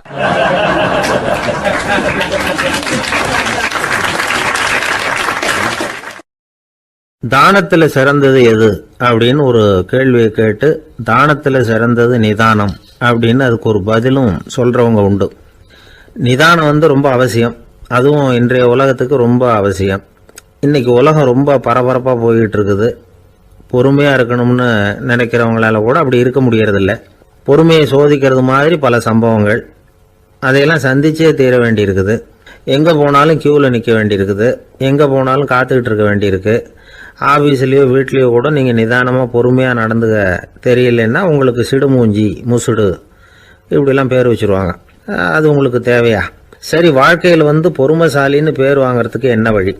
முதல் பாயிண்ட், நீங்கள் நினைக்கிறது, எதிர்பார்க்கறது, செய்யறது எல்லாமே 100% கரெக்டாக நடக்கணும்னு ஆசைப்படக்கூடாது. எதுவாக இருந்தாலும் அதில் ஓரளவுக்கு தவறு நடக்கலாம் அப்படிங்கிறத எதிர்பார்த்தே இருக்கணும். ஓரளவுக்கு அதை அனுமதிக்கணும். ஒரு நண்பரை 6 மணிக்கு ஒரு இடத்துக்கு வர சொல்லியிருக்கிறீங்க. 6 மணிக்கு அவர் வரலை. உடனே பொறுமை இழந்து நடந்துக்கக்கூடாது. ஒரு 10 நிமிஷம் டிலே ஆகலாம். ஒரு வர்ற வழியில் பஸ்ஸு கூட ஏதாவது டிராஃபிக்கில் மாட்டியிருக்கலாம். அதெல்லாம் எதிர்பார்த்தே கொஞ்சம் காத்திருக்கிறதுல ஒன்றும் தப்பு இல்லை. சில சமயம் டிலே ஆகிறது கூட நல்லதாக முடியும். ஒரு பஸ்ஸை தவற விட்டுட்டு, ஐயோ கொஞ்சம் ஒரு 2 நிமிஷம் முன்னாடி வந்திருந்தா பிடிச்சிருக்கலாமே அப்படின்னு தவிச்சிக்கிட்டு இருப்பாங்க சில பேர். அடுத்தபடியாக வர்ற பஸ்ஸு நேரடியாக நீங்கள் போக வேண்டிய இடத்துக்கே கொண்டு போய் விடுற பஸ்ஸாக கூட இருக்கலாம். அது உங்களுக்கு முன்னாடி தெரியாதுல்ல. சில நெருக்கடியான சூழ்நிலைகளை தமாஷா எடுத்துக்கிறதுக்கு பழகிக்கணும். சில இடங்களுக்கு போகிறப்ப காத்திருக்கிறதுக்கு நம்ம மனசை தயார்படுத்திக்கிட்டே போகணும். ஒரு ரயிலுக்கோ பஸ்ஸுக்கோ அல்லது விமானத்துக்கோ கப்பல் பிரயாணத்துக்கோ போகிறப்போ அங்கே போய் நீங்கள் மணிக்கணக்கில் கூட காத்துக்கிட்டு தான் இருக்கணும். புறப்படுற நேரம் கூட மாறலாம். நீங்கள் போய் சேர்ந்ததும் அது உடனே புறப்படணும்னு கட்டாயமாக என்ன? அது மாதிரி சமயத்தில் படிக்கிறதுக்குன்னு சில சுவாரஸ்யமான புத்தகங்களையும் கையில் எடுத்துக்கலாம். உங்களை சுற்றி எவ்வளவோ சுவாரஸ்யமான சம்பவங்கள் நடந்துக்கிட்டு இருக்குதுல்ல, அதையெல்லாம் வேடிக்கை பாருங்கள். எதுக்காக காத்துக்கிட்டு இருக்கிறோமோ அந்த காரியத்தில் உண்மையாகவே நமக்கு ஒரு அக்கறை இருந்தால் நமக்கு போர் அடிக்காது. சில கோயில்களில் பார்த்துருப்பீங்க, தரிசனத்துக்காக பக்தர்கள் நாள் கணக்கில் காத்துக்கிட்டு இருப்பாங்க. அவங்களெலாம் அழுத்துக்கிறது இல்லை. ஆண்டவனை தரிசிக்கணுங்கிற உண்மையான அக்கறை இருக்கிறதுனால அவங்களுக்கு போர் அடிக்கிறது இல்லை. ஆனால் சில சினிமா தியேட்டரில் கூட பார்க்கலாமே, சினிமா கியூ கூட அப்படி தான். சாயந்தரம் 6 மணி ஆட்டத்துக்கு காலம்பரம் 6 மணிக்கே போய் கூட காத்துக்கிட்டு இருப்பாங்க. அவங்களுக்கெல்லாம் போர் அடிக்காது, படம் பார்க்குற ஆர்வம். இன்னொரு முக்கியமான விஷயத்தை நாம் பழக்கப்படுத்திக்கணும். லிவ் ஃபார் தி மூமெண்ட் அப்படிங்கிறாங்க நிபுணர்கள். ரொம்ப பேர் எப்படின்னா அடுத்தபடியாக நடக்க போகிற விஷயத்திலேயே கவனமாக இருப்பாங்க. அந்த நினைப்புலேயே இந்த நிமிஷத்தை பொறுமை இல்லாமல் கழிப்பாங்க. ஒருத்தர் இருக்கார், அவர் எப்படின்னா ஆஃபீஸ் முடியறதுக்குள்ளேயே சார் 5 மணிக்கெல்லாம் ரெடியாக இருங்க, நாம் அந்த ஹோட்டலில் போய் டிஃபன் சாப்பிட்ணும் அப்படின்னு 4 மணிலேருந்து சொல்லிகிட்டு இருப்பார். 4:55 பரபரப்பாக ஓடி வருவார். 2 பேரும் புறப்படுவோம், ஹோட்டலுக்கு போவோம், சாப்பிட்டுக்கிட்டு இருப்போம். அப்படி சாப்பிட்டுட்டு இருக்கிறப்ப சார் சாப்பிட்டு முடித்ததும் நேராக ஒரு ஜவுளி கடைக்கு போகிறோம் அப்படிம்பார். பரபரக்க சாப்பிட்டு முடிப்பார், புறப்படுவார். ஜவுளி கடையில் அவசரமாக சீக்கிரம் பில் போடுங்க சார், சினிமாவுக்கு நேரம் ஆகிடும்பார். சினிமா தியேட்டரில் உட்காந்து அடுத்தபடியாக எங்கே டின்னர் சாப்பிட்றதுன்னு யோசனை பண்ணிகிட்டு இருப்பார். ராத்திரி படுக்கையில் விழுந்ததுக்கு அப்புறமும் நாளைக்கு காலையில் எழுந்திரிச்சதும் அதை பண்ணணும் இதை பண்ணணும்னு திட்டம் போட்டுக்கிட்டே இருப்பார். அதாவது எப்பவும் அடுத்த நிமிஷம், அடுத்த நாள், அடுத்த வாரம், அடுத்த வருஷம், இதுதான் அவங்க சிந்தனை. இந்த நிமிஷம் என்ஜாய்மெண்ட்டை அவங்க இழந்துடுறாங்களாம். அதனால தான் வாழ்நாள் பூரா பொறுமையின்மை, அவஸ்தை, அல்லல். அதனால் நாம் எல்லாரும் வாழ்க்கையில் நிதானமாக இருக்கிறதுக்கு கற்றுக்கணுமா. அதுக்காக இந்த நிதானத்துக்கு வேறு விதமான அர்த்தம் பண்ணிக்கப்படாது. ஒருத்தர் அப்படித்தான் ஒரு தடவை அவருடைய குதிரை காணாமல் போயிட்டு தான். அதுக்காக அவர் கவலைப்படலை, நிம்மதியாக இருந்தார், சந்தோஷமாக இருந்தார். என்ன சார் இது, உங்கள் குதிரை திருட்டு போயிட்டுதுங்கிறீங்க, நீங்கள் கவலைப்படாமல் இருக்கிறீங்களே அப்படின்னு கேட்டாங்களாம். அதுக்கு அவர் சொல்லியிருக்கார், நல்ல வேலை சார், கட்டியிருந்த குதிரை காணாமல் போயிருக்குது. நான் அது மேலே உட்காந்துருக்கிற சமயம் அது காணாமல் போயிருந்ததுன்னா, திருட்டு போயிருந்ததுன்னா நானும் சேர்ந்துல காணாமல் போயிருப்பேன் அப்படின்னாராம். எவ்வளவு நிதானமான ஆள் பாருங்க.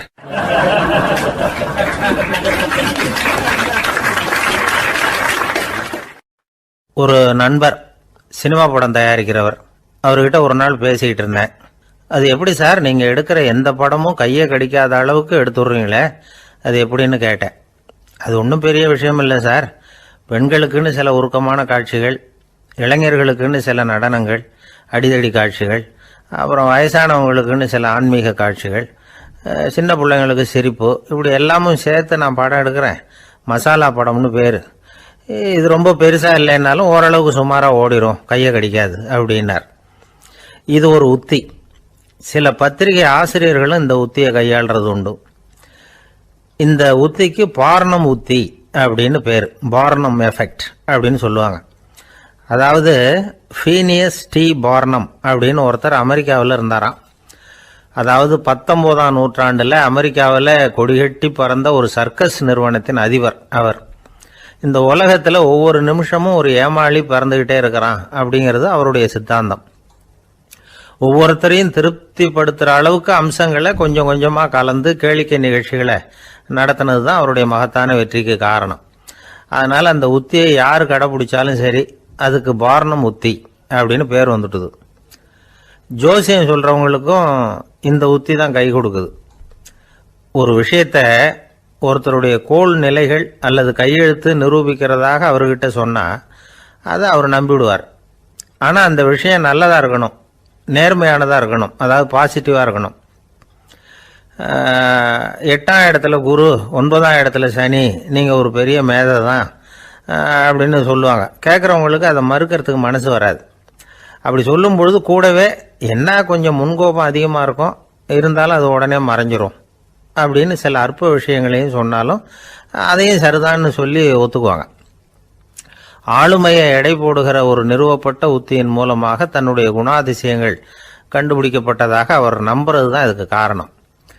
இந்த மாதம் பணத்தட்டுப்பாடு கொஞ்சம் இருக்கும், உடம்புல ஏதாவது கொஞ்சம் அசௌகரியம் இருக்கும், வீட்டுக்குள்ளே லேசாக மனஸ்தாபம் வரலாம், இது மாதிரி பொதுப்படையாக சிலதை சொன்னாலே போதும், மக்களை நம்ப வச்சுடலாம். இதெல்லாம் நமக்கு மட்டும்தான் ஏற்படுது அப்படின்னு சொல்லி அவங்க நினைக்கிறது தான் காரணம். இதுதான் பாரணம் உத்திங்கிறது. மனிதர்கள் பாராட்டுகளை விரும்புகிறதும் விமர்சனங்களை வெறுக்கிறதும் பாரணம் உத்தியின் அடுத்த கூறு. அதனால் ஒருத்தருக்கு ஜோசியம் சொன்னாலும் சரி, அவருடைய ஆளுமையை மதிப்பிடுறதாக இருந்தாலும் சரி, அவரை புகழற மாதிரி இருந்தாலும் சரி, அப்படி இருந்தால் தான் அது சரியாக இருக்கும். சாதகமான விஷயங்களை அதிகமாகவும் பாதகமான விஷயங்களை நாசூக்காகவும் சொன்னால் மக்கள் அதை நம்பிடுவாங்க. ஒருத்தரை கருமின்னு சொன்னால் ஏற்றுக்க மாட்டார். அதையே கொஞ்சம் மாற்றி நீங்கள் கொஞ்சம் சிக்கனமான ஆசாமி அப்படின்னு சொன்னால் நீங்கள் சொல்கிறது சரிதான் சார் அப்படிம்பார்.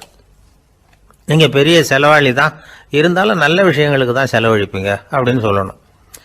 இப்படி இந்த பாரணம் உத்தியை கடைபிடிச்சி இன்னைக்கு வெற்றிகரமாக காலம் தள்ளுறவங்க நிறைய பேர் இருக்கிறாங்க. இந்த உலகத்தில் ஒவ்வொரு நிமிஷமும் ஒரு ஏமாளி பறந்துக்கிட்டே இருக்கிறான் அப்படிங்கிறது தான் ஃபீனியஸ் பார்னம் அவர்களுடைய நம்பிக்கை. அதை விட அடுத்தவங்களை ஏமாளியாக நினைக்கிற மனுஷர்கள் தான் இன்னைக்கு உலகத்தில் ரொம்ப அதிகம். ஒருத்தர் தன்னுடைய மேல் அதிகாரிகிட்ட போய், ஐயா ஒரு நாள் லீவு வேணும், என் தங்கச்சிக்கு கல்யாணம் அப்படின்னார். அவர் பார்த்தார், ஒரு 10 நிமிஷம் வெளியில் இருங்கன்னார். 10 நிமிஷம் கழித்து கூப்பிட்டார், இதை பாருங்க, நீங்கள் சொல்கிறது பொய். இப்போ உங்கள் தங்கச்சிக்கு ஃபோன் பண்ணேன், அவங்க தனக்கு 2 வருஷத்துக்கு முன்னாடியே கல்யாணம் ஆகிட்டதாக சொல்கிறாங்க அப்படின்னார். உடனே இவர் சொன்னார், சார் இப்போ நீங்கள் சொல்கிறதும் பொய்யா தான் இருக்கணும், ஏன்னா நிஜமாக எனக்கு ஒரு தங்கச்சியே கிடையாது அப்படின்னார்.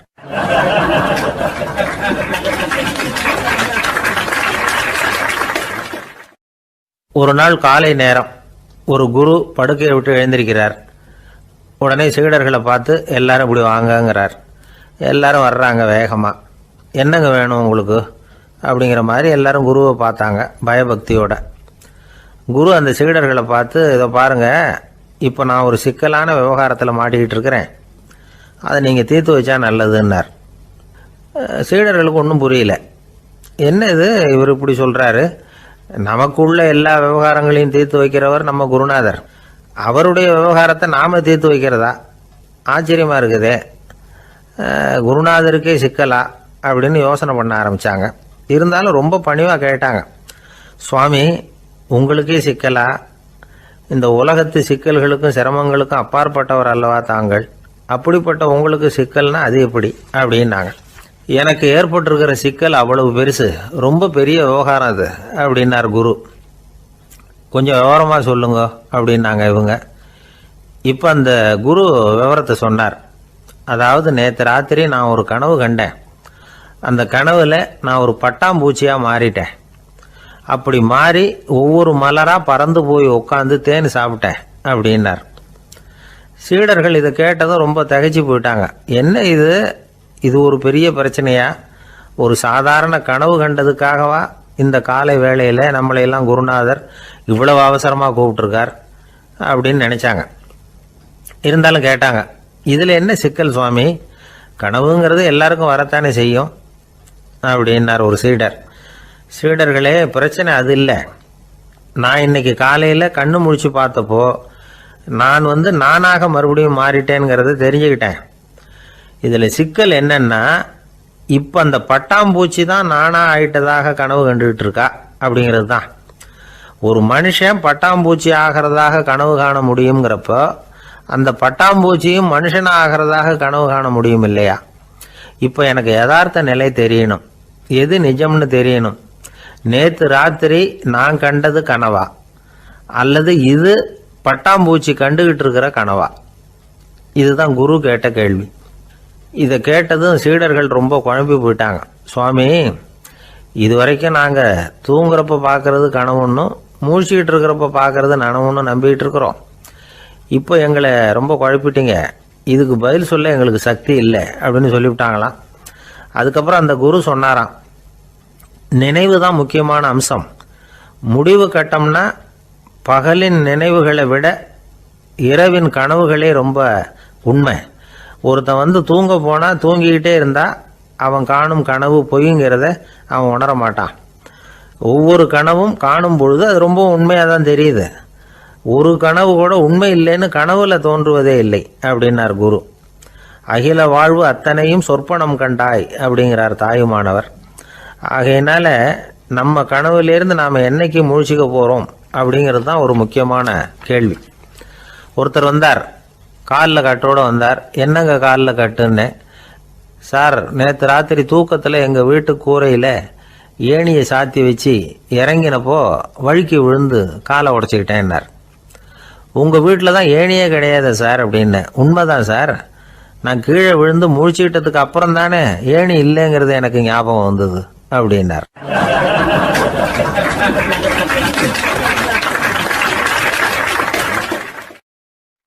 சில பேர் ஆளை பார்த்தா 60 வயசு மாதிரி தோணும்.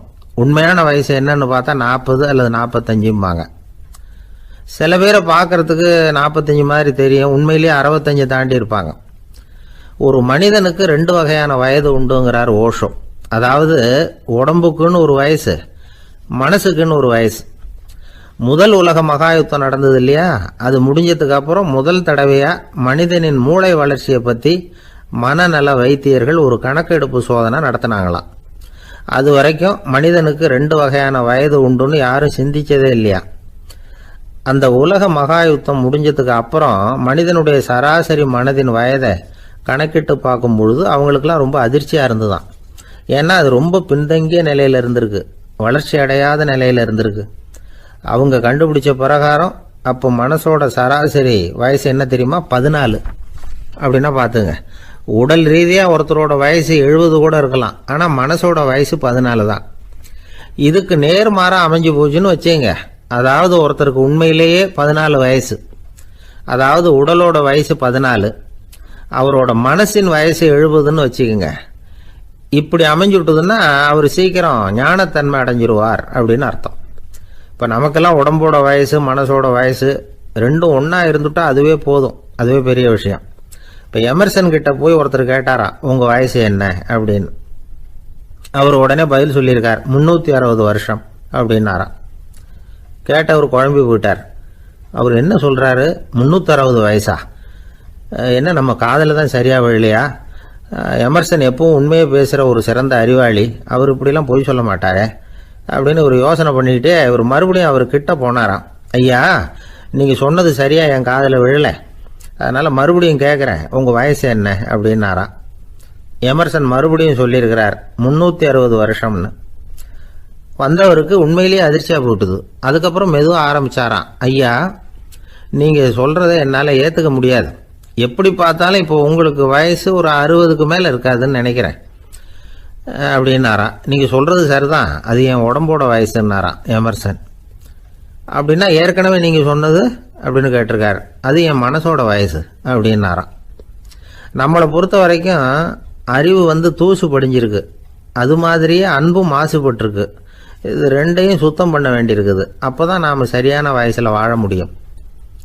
ஒரு ஆசாமி இருக்கிறார், அவருக்கு உடம்போட வயசு அதிகம், மனசோட வயசு ரொம்ப குறைச்சல், குழந்தை மாதிரி. அவர் ஒரு ஆஸ்பத்திரியில் படுத்திருக்கிறார். நர்சம்மா எல்லாருக்கும் மருந்து கொடுத்துட்டு போகிறாங்க. கொஞ்ச நேரம் கழித்து திரும்பி வந்தாங்க. அப்போ இவர் அந்த அம்மாவை கூப்பிட்டு சொல்கிறார், இதை பாருங்கள் சிஸ்டர், நீங்கள் எல்லாருக்கும் சின்ன சின்ன மாத்திரையாக கொடுத்துட்டு எனக்கு மட்டும் நீளமான மாத்திரையாக கொடுத்துட்டீங்க. முழுங்கிறதுக்கு ரொம்ப கஷ்டமாக போச்சு. இனிமேல் எனக்கும் சின்ன மாத்திரையாக கொடுங்க சிஸ்டர் அப்படின்னாராம். அந்த அம்மா உடனே அதிர்ச்சியாகி தலையில் அடிச்சுக்கிட்டாங்களாம்.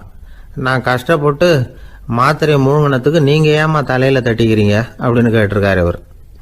இதுக்கு அவங்க சொல்லியிருக்கிறாங்க, நான் உங்களுக்கு கொடுத்துட்டு போனது மாத்திரை இல்லைங்க, அது தெர்மாமீட்டர் அப்படின்னாங்களாம்.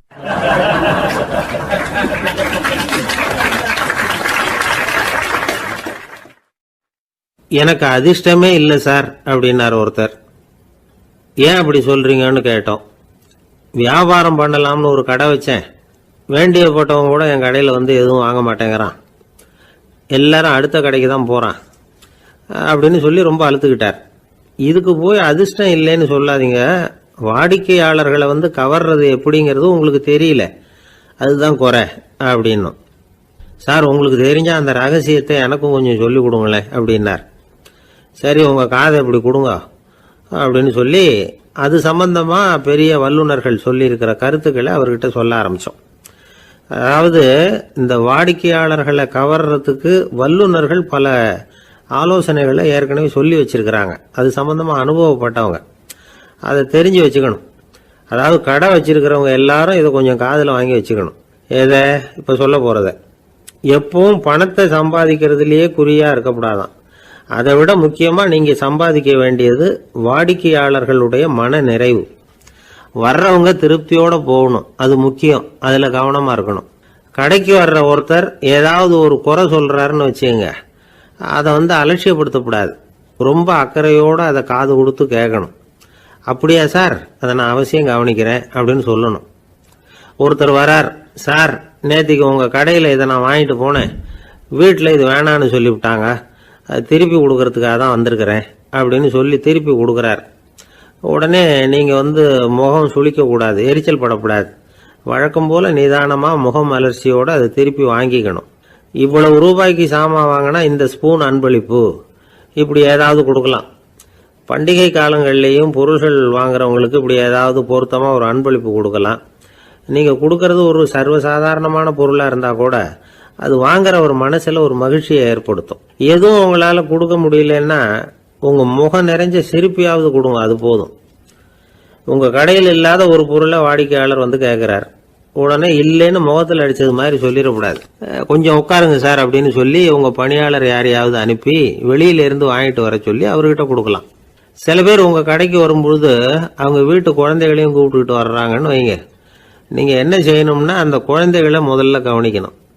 அது கண்ணத்தை கிள்ளணும், அதுக்கிட்ட விளையாடணும், அதுக்கு ஏதாவது மிட்டாய் பிஸ்கட் எதையாவது கொடுத்து அது கவனத்தை கவரணும். அதுக்கப்புறம் பெரியவங்களை கவனிக்கலாம். உங்கள் கடையில் வேலை செய்கிற பணியாளர்கள் சுத்தமாக இருக்கணும், சிரிச்ச முகம், சுறுசுறுப்பு, இது ரெண்டும் அவங்களுக்கு தேவை. அழுது வடிஞ்சிக்கிட்டு இருக்கக்கூடாது. அப்புறம் இன்னொரு விஷயம், அதிகமாக பொருள் வாங்குற ஒருத்தர்கிட்ட அதிக மரியாதையாகவும் குறைச்சலாக பொருள் வாங்குறவர்கிட்ட வேற விதமாகவும் நடந்துக்கக்கூடாது. எல்லாருக்கிட்டையும் சமமாக நடந்துக்கணும். 5 ரூபாய்க்கு வாங்கினாலும் சரி, 500 ரூபாய்க்கு வாங்கினாலும் சரி, அவங்கக்கிட்ட நீங்கள் காட்டுற மரியாதையில் வித்தியாசம் இருக்கக்கூடாது. எல்லாத்துக்கும் மேலே உங்கள் கடையில் ஒரு பொருள் வாங்கினா அது உண்மையானதாக இருக்கும், தரமுள்ளதாக இருக்கும் அப்படிங்கிற நினைப்பு ஜனங்களுக்கு வரணும். அதனால் தரமான பொருளையே நீங்கள் உங்கள் கடையில் வச்சுருக்கணும். இது வரைக்கும் நான் சொன்னதையெல்லாம் கவனத்தில் வச்சுக்கிட்டு நீங்கள் கடையை ஆரம்பிச்சிங்கன்னா வியாபாரம் பிச்சுக்கிட்டு போகும். அப்படி போகலன்னா அதுக்கப்புறம் கேளுங்க. ஏன்னா இந்த யோசனைகள்லாம் அனுபவப்பட்டவங்க சொல்லியிருக்கிற யோசனைகள். இந்த யோசனைகளில் நீங்கள் எச்சரிக்கையாக இருக்க வேண்டிய ஒரு விஷயம் உண்டு. அது என்னங்கிறதையும் தெரிஞ்சு வச்சுக்கிறது நல்லது. என்னுடைய நண்பர் ஒருத்தர் வந்தார். சார் உங்கள் யோசனையை கேட்டதுனால நான் ஒரு அறை வாங்கினது தான் மிச்சம்னார். என்ன ஆச்சுன்னு கேட்டேன். எங்கள் கடைக்கு ஒரு பெரிய அம்மா குழந்தைய தூக்கிட்டு வந்தாங்க சார்.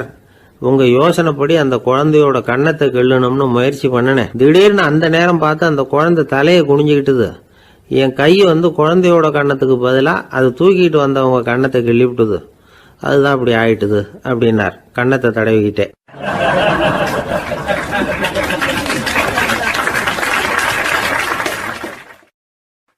ஒருத்தர் ஓடி வந்தார். இன்னொருத்தரை பார்த்து, சார் உங்கள் சைக்கிளை ஒரு நாள் இரவல் கொடுங்களேன், பக்கத்து ஊருக்கு போயிட்டு வர வேண்டியிருக்கு அப்படின்னார். இவர் சைக்கிளை கொடுத்து பத்திரமா கொண்டுட்டு போங்கன்னார். சார் இதை பத்திரமா கொண்டு போகிறேன், கவலையே வேணாம், ஏன்னா இது உங்களோட சைக்கிள் அப்படின்னு நான் நினைக்கல, என்னோட சைக்கிளாக நினைக்கிறேன் அப்படின்னார். அதுக்கப்புறம் தான் இவருக்கு உண்மையாகவே பயம் வந்துட்டுது. ஏன்னா அவர் சொன்னது மாதிரி அதை தன்னோட சைக்கிளாகவே நினச்சி தள்ளிட்டு போட்டா என்ன பண்ணுறது? எது எதை நம்முடையதா நினைக்கணுங்கிறதுக்கு ஒரு வரையறை இருக்குது. சில பேர் ஆஃபீஸையே வீடாக நினச்சி விடுறது உண்டு. அப்படிப்பட்டவங்க கூட வீட்டை ஆஃபீஸாக நினைக்கிறது இல்லை. ஏன்னா வீட்டில் இவர் ஆஃபீஸராக நடந்துக்க முடியறதில்ல. இதெல்லாம் ஒரு பக்கம் இருக்கட்டும். இப்போ விஷயத்துக்கு வருவோம். பொறியியல் மேதை டாக்டர் விஸ்வேஸ்வர் ஐயா இருந்தார் இல்லையா, பாரத ரத்னா விருதெல்லாம் கொடுத்தாங்களே. ஆஃபீஸ் வேலை வேற, சொந்த வேலை வேற அப்படிங்கிறதுக்கு ஒரு உதாரணமாக இருந்தவர் அவர். மைசூர் மகாராஜா கிட்ட திவானா இருந்தார். அவர் ஒரு நாள் அரசாங்க வேலை காரணமாக வெளியூர் போயிருந்தார். ஹாசன்கிற ஊருக்கு பக்கத்தில் ஒரு பயண மாளிகை, அங்கே தங்கிவிட்டார். ராத்திரி அங்கே தங்கி இருந்துட்டு விடிஞ்சதும் ஊருக்கு திரும்புறதாக திட்டம். ராத்திரி தூங்குறதுக்கு ரொம்ப நேரம் ஆயிட்டுது. ரொம்ப நேரம் வரைக்கும் அரசாங்க சம்பந்தப்பட்ட வேலைகளையே பார்த்துக்கிட்டு இருக்கிறார். அரசாங்க ஃபைல்கள் நிறைய இருந்தது. அதையெல்லாம் ஒவ்வொன்றா எடுத்தார், படித்து பார்த்தார், பரிசீலனை பண்ணார். அதில் எழுத வேண்டியதை எழுதினார், கையெழுத்து போட்டார். ஒரு வழியாக அந்த வேலையெல்லாம் முடிஞ்சுது. அதுக்கப்புறம் என்ன பண்ணார்னா, தன்னுடைய சூட்கேஸை திறந்தார். அதிலிருந்து 2 மெழுகுவத்தியை எடுத்து கொளுத்தி வச்சார். அந்த பயண மாளிகையில் அது வரைக்கும் எரிஞ்சுக்கிட்டு இருந்த மின்சார விளக்குகளை அணைச்சுட்டார். அதுக்கு பிறகு அந்த மெழுகுவத்தி வெளிச்சத்தில் சில புத்தகங்களை தொடர்ந்து படிக்க ஆரம்பிச்சிட்டார். அந்த பயண மாளிகையில் பணியாளராக இருந்தவர் இதை பார்த்துட்டு ஓடி வந்தார். மறுபடியும் மின் விளக்கு போடுறதுக்காக போனார். விஸ்வேஸ்வரையா அதை பார்த்துட்டு போட வேணாம்ட்டாராம். இதுவரைக்கும் நான் அரசாங்க அலுவல்களை கவனிச்சுக்கிட்டு இருந்தேன், அதனால மின் விளக்குகள் அப்போ எரிஞ்சதில் தப்பு இல்லை. இப்போ நான் புத்தகம் படிச்சுக்கிட்டு இருக்கேன், இது என்னுடைய சொந்த வேலை. இங்கே இருக்கிற மின் விளக்கு அதுக்காக ஏன் எரியணும் அப்படின்னு கேட்டாராம். இப்போ இருக்கிற சில அரசு பணியாளர்கள்கிட்ட இந்த சம்பவத்தை பேச்சோட பேச்சா சொல்லி பார்த்தேன். அவங்களால இதை ஜீரணிக்கவே முடியல. நேர்மை தேவைதான் சார், அதுக்காக அவ்வளவு தூரத்துக்கு அது தேவையா அப்படிங்கிறாங்க. விஸ்வேஸ்வரையா அப்படி பண்ணினது தான் ஒரு நேர்மையாளர் அப்படின்னு இந்த உலகத்துக்கு நிரூபிக்கணுங்கிறதுக்காக இல்லை. தான் அப்படி நடந்து காட்டினா தன்னை சுற்றி இருக்கிறவங்களும் அதை கேள்விப்படுறவங்களும் முடிஞ்ச அளவுக்கு பொது வாழ்க்கையில் அரசு பணியில் நேர்மையை கடைபிடிக்க முயற்சி பண்ணலாமே அப்படிங்கிறதுக்காகத்தான். இப்போவும் சில பேர் இருக்கிறாங்க, இவங்க ஆஃபீஸ் வேற வீடு வேறன்னு நினைக்கிறது இல்லை, அவ்வளோ உரிமை. ஒருத்தர் அப்படிதான், அவருக்கு அவசரமாக 5000 ரூபா தேவைப்பட்டது. ஆஃபீஸு பணத்தை எடுத்துக்கிட்டார். அந்த நேரம் பார்த்து ஆடிட் வந்துட்டுது, ஆப்பிட்டுக்கிட்டார். விசாரணை நடக்குது. அவர் சொல்கிறார், சார் நான் நேரம் காலம் பார்க்காம ஆஃபீஸில் வேலை செய்வேன், ஏன்னா அதை என்னோட ஆஃபீஸாக நினைக்கிறேன். அவசரத்துக்கு அந்த பணத்தை எடுத்தேன், மறுபடியும் வச்சுடலாம்னு தான் இருந்தேன், அதுக்குள்ளே இப்படி ஆயிட்டுது. நீங்கள் என்ன நினச்சாலும் சரி, நான் ஆஃபீஸ் வேற வீடு வேற அப்படின்னு நினைக்கிறது இல்லை, அது என்னோட சுபாவம் அப்படின்னார். விசாரணை பண்ணவர் தீர்ப்பு வழங்கினார். உங்கள் சுபாவத்துக்கு மதிப்பு கொடுத்து நானும் தீர்ப்பு வழங்குறேன். நீங்கள் கொஞ்ச நாள் ஜெயிலில் இருந்துட்டு வாங்க, அது உங்களுக்கு கஷ்டமாக இருக்காதுன்னு நினைக்கிறேன். ஏன்னா அங்கே போனாலும் நீங்கள் உங்கள் சுபாவப்படி வீடு வேற ஜெயில் வேறன்னு நினைக்க மாட்டீங்க அப்படின்னாராம்.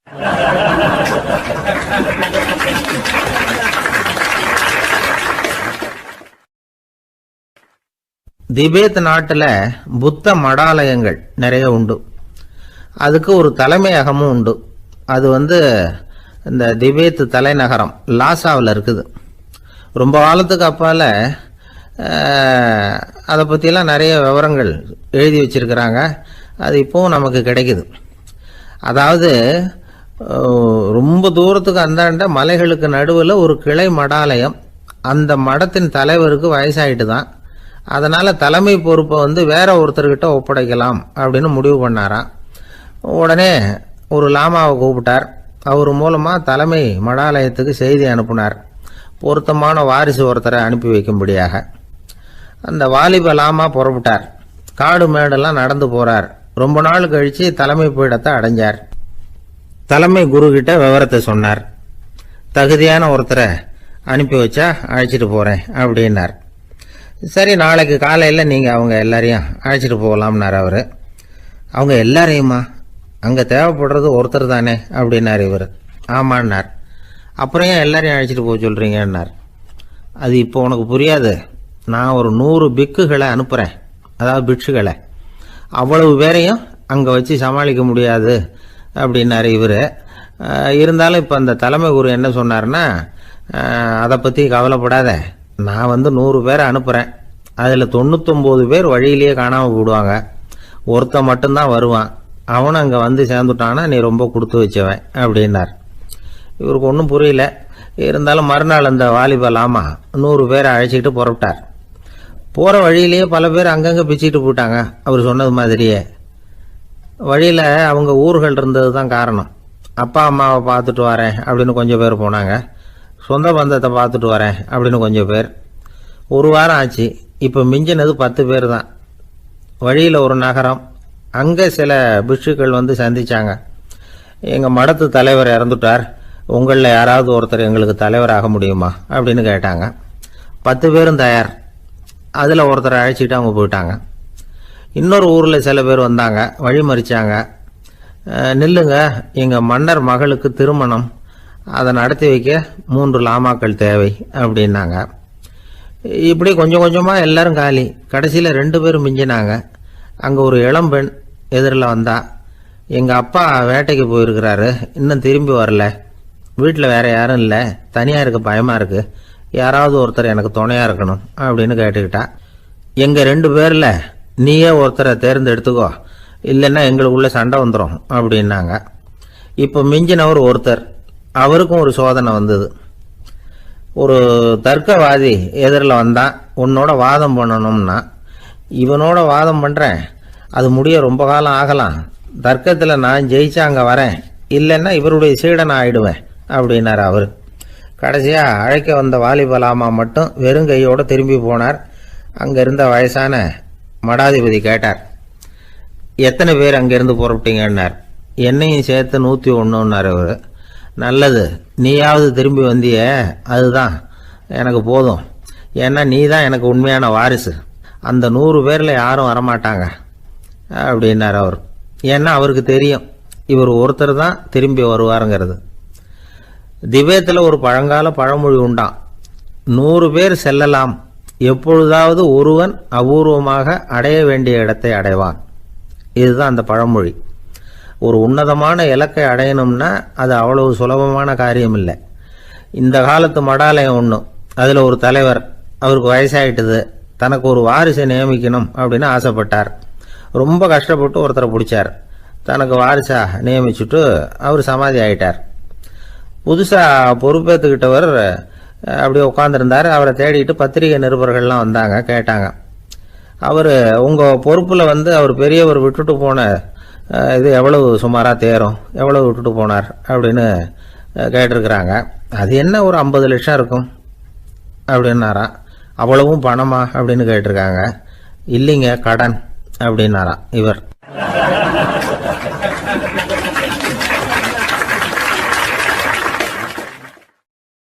ஒரு நண்பர் யாருக்கோ ஃபோன் பண்ணிட்டு இருந்தார்.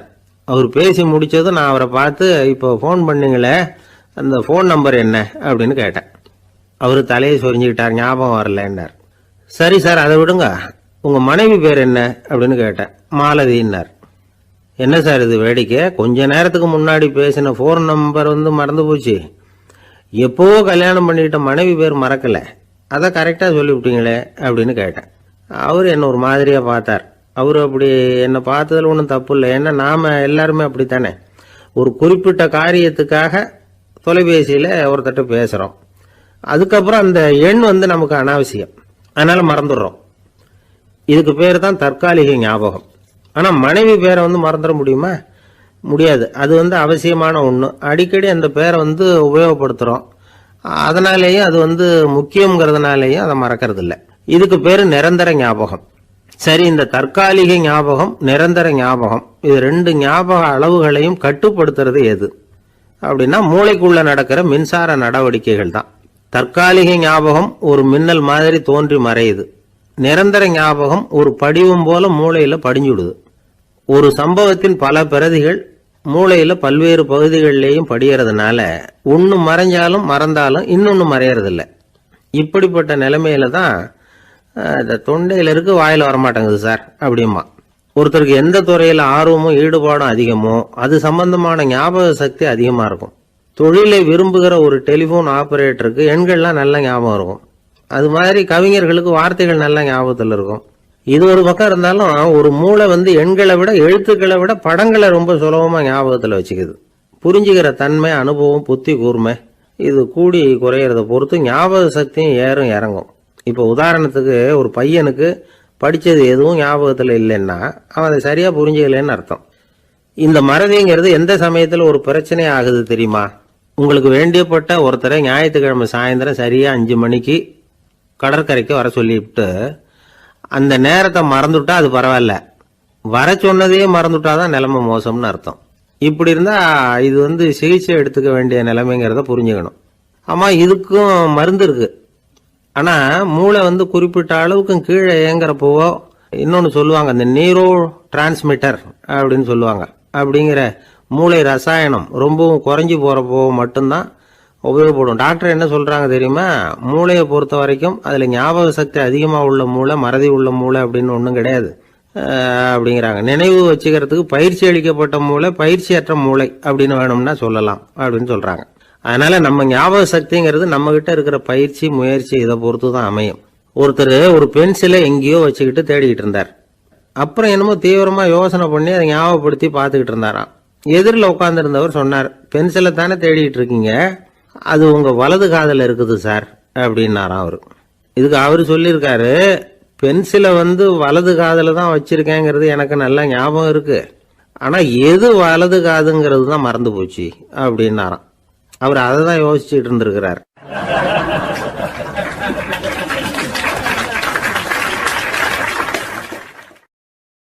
ஒரு காடு, அங்கே புத்தர் அவர் பாட்டுக்கு நடந்து போய்கிட்டே இருக்கிறார். அவருக்கு பின்னாடி ஒரு குரங்கு, அதுவும் தொடர்ந்து வந்துக்கிட்டே இருக்குது. புத்தர் திரும்பி பார்த்தார். குரங்கு அப்படியே குதித்து உயர எழும்பி ஒரு கிளையில் போய் உக்காந்துது. ஏன் இப்படி பண்ணுறேன்னு கேட்டார் புத்தர். என்னை சாதாரணமாக நினைக்க வேணாம், நான் மகாமந்தி, என்னால் எல்லாம் முடியும், முடியாதுங்கிற வார்த்தையே என்னுடைய அகராதியில் கிடையாது, என்ன வேணும்னாலும் செய்வேன் அப்படின்னுது. அப்படின்னா ஒரு பந்தயம் வச்சுக்கலாமான்னாரு இவர். ஓ வச்சுக்கலாமேன்னுது. வேற ஒன்றும் இல்லை, இப்போ நீ மேலே எழும்பி அந்த கிளையில் உட்காந்தது மாதிரி அங்கேருந்து தாவி என் உள்ளங்கையில் உட்காரணும், அவ்வளவுதான் அப்படின்னார். அப்படி உட்காந்துட்டா என்ன பரிசு அப்படின்னு கேட்டது அது. சொர்க்கத்தில் இருக்கிற மாமன்னன் மரகத சக்கரவர்த்தியை என்னோட இருக்கும்படியாக கூப்பிட்டுக்கிறேன். அந்த சமயத்தில் அவருடைய அரியணை அங்கே காலியாயிடும், நீ அதில் போய் உட்காந்துக்கலாம். பந்தயத்தில் தோத்துட்டா ஒரு கல்ப காலம் இந்த பூமியில் வாழ வேண்டியிருக்கும், அதுக்கு பிறகு தான் என்கிட்ட வர முடியும், என்ன சொல்கிற அப்படின்னார். குரங்குக்கு தாவறது ஒரு பெரிய காரியமா, இது எனக்கு ரொம்ப சாதாரண விஷயம், என்ன இப்போவே தாவட்டுமா அப்படின்னுது. சரின்னு சொல்லி உள்ளங்கையை நீட்டினார். அவருடைய கை தாமரை இலை அளவுக்கு அப்படியே விரிஞ்சுது. குரங்கு சௌகரியமாக உட்கார்றதுக்காக. குரங்கு தாவறதுக்கு தயாராச்சு. அதுக்கு முன்னாடி ஒரு சின்ன யோசனை அதுக்கு. இந்த கிளையிலேருந்து அந்த கைக்கு தாவறது எனக்கு ரொம்ப அற்பமான ஒரு வேலை, இது ரொம்ப சாதாரணம், என்னுடைய கௌரவத்துக்கு இது சரியாக இருக்காது. அதனால் நான் என்ன பண்ண போகிறேன்னா, இங்கேருந்து கிளையிலேருந்து அப்படியே உயர எழும்ப போகிறேன். எழும்பி மேல் உலகம் போய் அங்கே ஒரு சுற்றி விட்டு அதுக்கப்புறம் அங்கேருந்து நேராக இந்த கையில் உட்கார போகிறேன் அப்படின்னு நினச்சிது. என்ன யோசிக்கிற அப்படின்னார் புத்தர். ஒன்றும் இல்லை, இந்த பாயிரம் பார் அப்படின்னு சொல்லி தாவி உயர போயிட்டுது. கொஞ்ச நேரத்தில் வான உலகத்துக்கே போய் சேர்ந்துட்டுது. அங்கே போய் பார்த்தா அங்கே ஒரு 5 பளிங்கு தூண்கள் இளம் சிவப்பு நிறத்தில் நின்றுக்கிட்டு இருக்குது. குரங்கு நினச்சிக்கிட்டுது, புத்தர்கிட்ட போய் இந்த பளிங்கு தூண்களை பார்த்தோம்னு சொன்னால் அப்படியே திகைச்சு போயிடுவார், இந்த தூணில் ஏதாவது அடையாளம் செஞ்சுட்டு போகணும் அப்படின்னு அந்த இடத்துல மிதந்துக்கிட்டே நினச்சிது. உடனே ஒரு தூணில் எழுதிச்சு. என்ன எழுதிச்சுன்னா, ஒரு மகா ஞானி இங்கே வந்துட்டு போகிறார் அப்படின்னு எழுதிச்சு. எழுதிவிட்டு அப்படியே கீழே தாவி புத்தரோட உள்ளங்கையில் உட்காந்துது. எப்படி பார்த்தீங்களா என்னுடைய வேலை, வான உலகத்துக்கே போய் அங்கே இருக்கிற 5 பளிங்கு தூண்களை பார்த்துட்டு அதில் நான் வந்த விவரத்தை எழுதி வச்சுட்டு அதுக்கப்புறம் இங்கே வந்திருக்கிறேன் அப்படின்னுது ரொம்ப பெருமையாக. அப்படியா அப்படின்னார் புத்தர். ஆமாம், சந்தேகமாக இருந்தால் வாங்க அழைச்சிட்டு போய் காட்டுறேன் அப்படின்னுது அந்த குரங்கு. அதுக்கு தேவையில்லை, அப்படியே கொஞ்சம் கீழே குனிஞ்சு பார்த்து தெரியும் அப்படின்னார் புத்தர். அங்கே பார்த்தா புத்தரோட உள்ளங்கை தெரிஞ்சுது. நல்லா உத்து பார்த்துது. அவரோட ஒரு விரலில் அது எழுதிய வாசகம் தெரிஞ்சுது. குரங்கு யோசனை பண்ணிச்சு, அப்படின்னா வானத்தில் நான் பார்த்தது புத்தரோட விரல்களா அப்படின்னு யோசிச்சுது. இதை புரிஞ்சுக்கிட்ட உடனே அந்த குரங்கோட கர்வம் அழிஞ்சு போச்சான். நம்ம மனசு தான் இந்த குரங்கு. மனம்ங்கிறதும் ஆணவம்ங்கிறதும் ஒரு நாணயத்தின் 2 பக்கங்கள். மனம் உள்ளவரை ஆணவமும் இருக்கும். மனம் அழிஞ்சாதான் ஆணவம் அழியும். மனம் அழிய வேண்டும் அப்படின்னு பெரியவங்க சொல்கிறது இந்த அர்த்தத்தில் தான். நம்ம ஆளுங்க சவால் விடுறதெல்லாம் வேறு மாதிரி. ஒருத்தன் ஒரு வாய்க்காலை தாண்டுறேன்னு பந்தயம் கட்டி தாண்ட முடியாமல் வாய்க்காலில் விழுந்து காலை உடச்சிக்கிட்டு கட்டு போட்டுக்கிட்டு வந்தான். ஏன்டா அப்படின்னு கேட்டாங்க. நான் பந்தயம் கட்டின நேரம் சரியில்லை அப்படின்னா. எப்படிறான்னு கேட்டிருக்காங்க. வாய்க்காலில் தண்ணி இருக்கிற நேரமாக பார்த்து பந்தயம் கட்டியிருக்கணும் அப்படின்னா.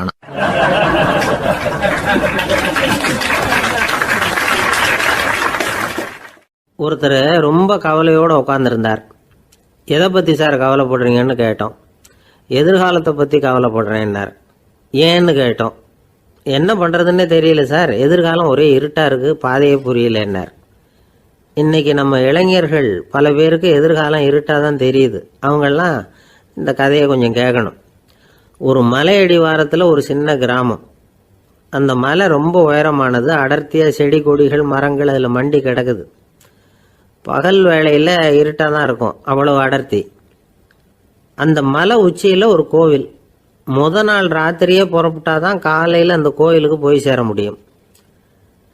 கிராமத்து இளைஞன் ஒருத்தன் அந்த மலை உச்சிக்கு போக வேண்டியிருந்தது. கையில் ஒரு விளக்கை எடுத்துக்கிட்டு நாள் ராத்திரியே புறப்பட்டான். புறப்பட்டு போனவன் கிராமத்து எல்லையிலேயே நின்றுட்டான். ஏன் தெரியுமா? அவன் கையில் இருந்த விளக்கோட வெளிச்சம் 10 அடி தூரத்துக்கு தான் தெரியுது. அது வரைக்கும் தான் பாதை தெளிவாக இருக்குது. அதுக்கு அப்பால எல்லாம் ஒரே இருட்டாக இருக்குது, பாதை புரியல. இவன் யோசனை பண்ணி பார்த்தான். மனசுக்குள்ள ஒரு சந்தேகம். 10 அடி தூரம் தானே வெளிச்சம் தெரியுது, அப்படின்னா நாம் 10 அடி தூரம் தானே போக முடியும். அதுக்கு அந்தாண்ட ஒரே இருட்டாக இருக்குதே, அதில் எப்படி நாம் நடந்து போகிறது? நாம் ரொம்ப தூரம் நடந்து போய் ஆகணுமே. அப்படிப்பட்ட நினப்பெல்லாம் அவனுக்கு வந்துட்டுது. இதுதான் அவன் மனசில் ஏற்பட்ட தயக்கம். இப்படி யோசிச்சுக்கிட்டே அந்த இளம் ஆசாமி புறப்பட்ட இடத்துலயே நின்றுக்கிட்டு இருக்கிறான். அந்த சமயத்தில் ஒரு வயசான பெரியவர் அந்த பக்கமாக வந்தார். அவர் கையில் இதை விட சின்னதாக ஒரு விளக்கு வச்சுருந்தார். அது எப்படின்னா, அது ஒரு 5 அடி தூரத்துக்கு தான் வெளிச்சம் காட்டுது. அவ்வளவு சின்ன விளக்கு. அவரும் மலை உச்சிக்கு போகிறதுக்காக தான் வந்துகிட்டு இருக்கிறார். அவரை பார்த்து இவன் கேட்டான், என்ன பெரியவரே, இவ்வளவு சின்ன விளக்க வச்சுக்கிட்டு அவ்வளவு தூரத்துக்கு எப்படி மலையேற போறீங்க அப்படின்னு கேட்டான். நீ ஏன் இப்படி தயங்கிட்டே நிற்கிறேன்னு கேட்டார் பெரியவர். என்கிட்ட இருக்கிற விளக்கு 10 அடி தூரத்துக்கு தான் பாதையை காட்டுதுன்னா. இப்போ பெரியவர் சொன்னார், தம்பி, உன் கையில் இருக்கிற விளக்கு கொடுக்குற வெளிச்சத்தை வச்சு நீ முதல்ல 10 அடி தூரம் முன்னாடி போ. 10வது அடியில் போய் நின்றுக்கிட்டு பாரு, மறுபடியும் ஒரு 10 அடி தூரத்துக்கு பாதை தெரியும். இப்படி உன் கையில் இருக்கிற விளக்கு தொடர்ந்து வெளிச்சம் காட்டிக்கிட்டே இருக்கும். நீ முன்னேற முன்னேற அந்த வெளிச்சமும் முன்னேறும். அதனால் எத்தனை கிலோமீட்டர் தூரம் வேணும்னாலும் நீ இந்த 10 அடி தூரம் வெளிச்சத்தை வச்சுக்கிட்டே நீ போயிடலாம், புறப்படு அப்படின்னார். இப்போ தான் அந்த பெரியவர் சொன்னது இளைஞனுக்கு பளிச்சுன்னு புரிஞ்சுதான். உடனே உற்சாகமாக புறப்பட்டான், உச்சிக்கு போய் சேர்ந்தான். இந்த கதையிலேருந்து நாம் புரிஞ்சிக்க வேண்டியது என்ன தெரியுமா? நீண்ட கால திட்டம் ஒன்று போடும் பொழுது நமக்கு முன்னாடி இருக்கிறத மறந்துட்டு மனசை போட்டு குழப்பிக்க கூடாது. உங்கள் கையில் என்ன இருக்கோ அதுலேயே உங்கள் எதிர்காலம் மறைஞ்சிருக்குது. கண் முன்னாடி தெரியறத வச்சு ஆரம்பிங்க, போக போக வழி தானாக புலப்படும் அப்படிங்கிறார் ஒரு பெரியவர். பெரிய பயணங்களையெல்லாம் இப்படி தான் நடத்த வேண்டியிருக்கும். ஒவ்வொரு அடியாக எடுத்து வச்சா ஓடி போய் சேர்ந்து விடலாம். மலைச்சி போய் நின்றுட்டா நின்றுக்கிட்டே இருக்க வேண்டியது தான். நம்ம ஆள்லாம் ரொம்ப மோசமாக இருக்கிறாங்க. ஒருத்தன் அப்படி தான் நீண்ட தூர பிரயாணம் ஒன்று புறப்பட்டான். ரயில் போய்கிட்டே இருந்தது. கொஞ்சம் தூரம் போச்சு, பாதி வழியில் கையில் வச்சுருந்த டிக்கெட்டை காற்றுல விட்டுட்டான். ஐயோ, என் டிக்கெட்டு போயிட்டுதே அப்படின்னு கத்த ஆரம்பிச்சுட்டான். பக்கத்தில் இருந்த பெரியவர் அவனை பார்த்து பரிதாபப்பட்டு, கவலைப்படாத தம்பி, போனால் போகுது, வேற டிக்கெட் வாங்கிக்கலாம் அப்படின்னு ஆறுதல் சொன்னார். அதுக்கு அவன் சொல்கிறான், சார், நான் அதுக்காக அழலை, அந்த டிக்கெட்டு கிடைச்சா தானே நான் எந்த ஊருக்கு போகணுங்கிறது எனக்கு தெரியும் அப்படிங்கிறான்.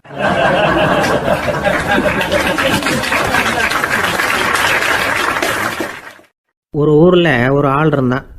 அவனுக்கு ஒரே ஒரு மகள். அவளை நல்ல இடத்துல கட்டி கொடுக்கணும்னு ஆசைப்பட்டான். அதுக்காக மாப்பிள்ளை தேடிக்கிட்டு இருந்தான். அவன் கொஞ்சம் வசதியான ஆள், அதனால் நிறைய பேர் வந்தாங்க.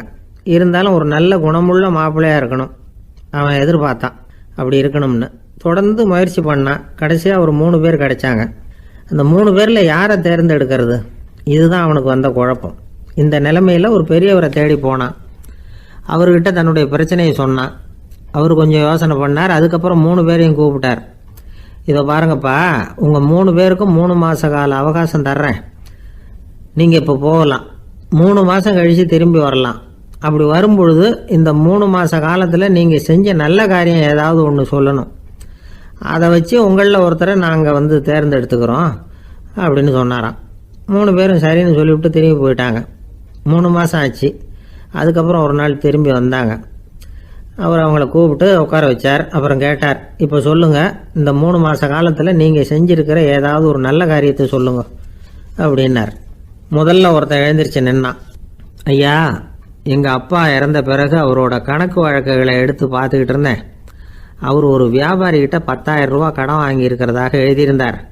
அந்த வியாபாரியும் இப்போ உயிரோடு இல்லை. இருந்தாலும் அந்த வியாபாரியோட மகனை தேடி கண்டுபிடிச்சேன். கணக்கு புத்தகத்தை காட்டினேன்.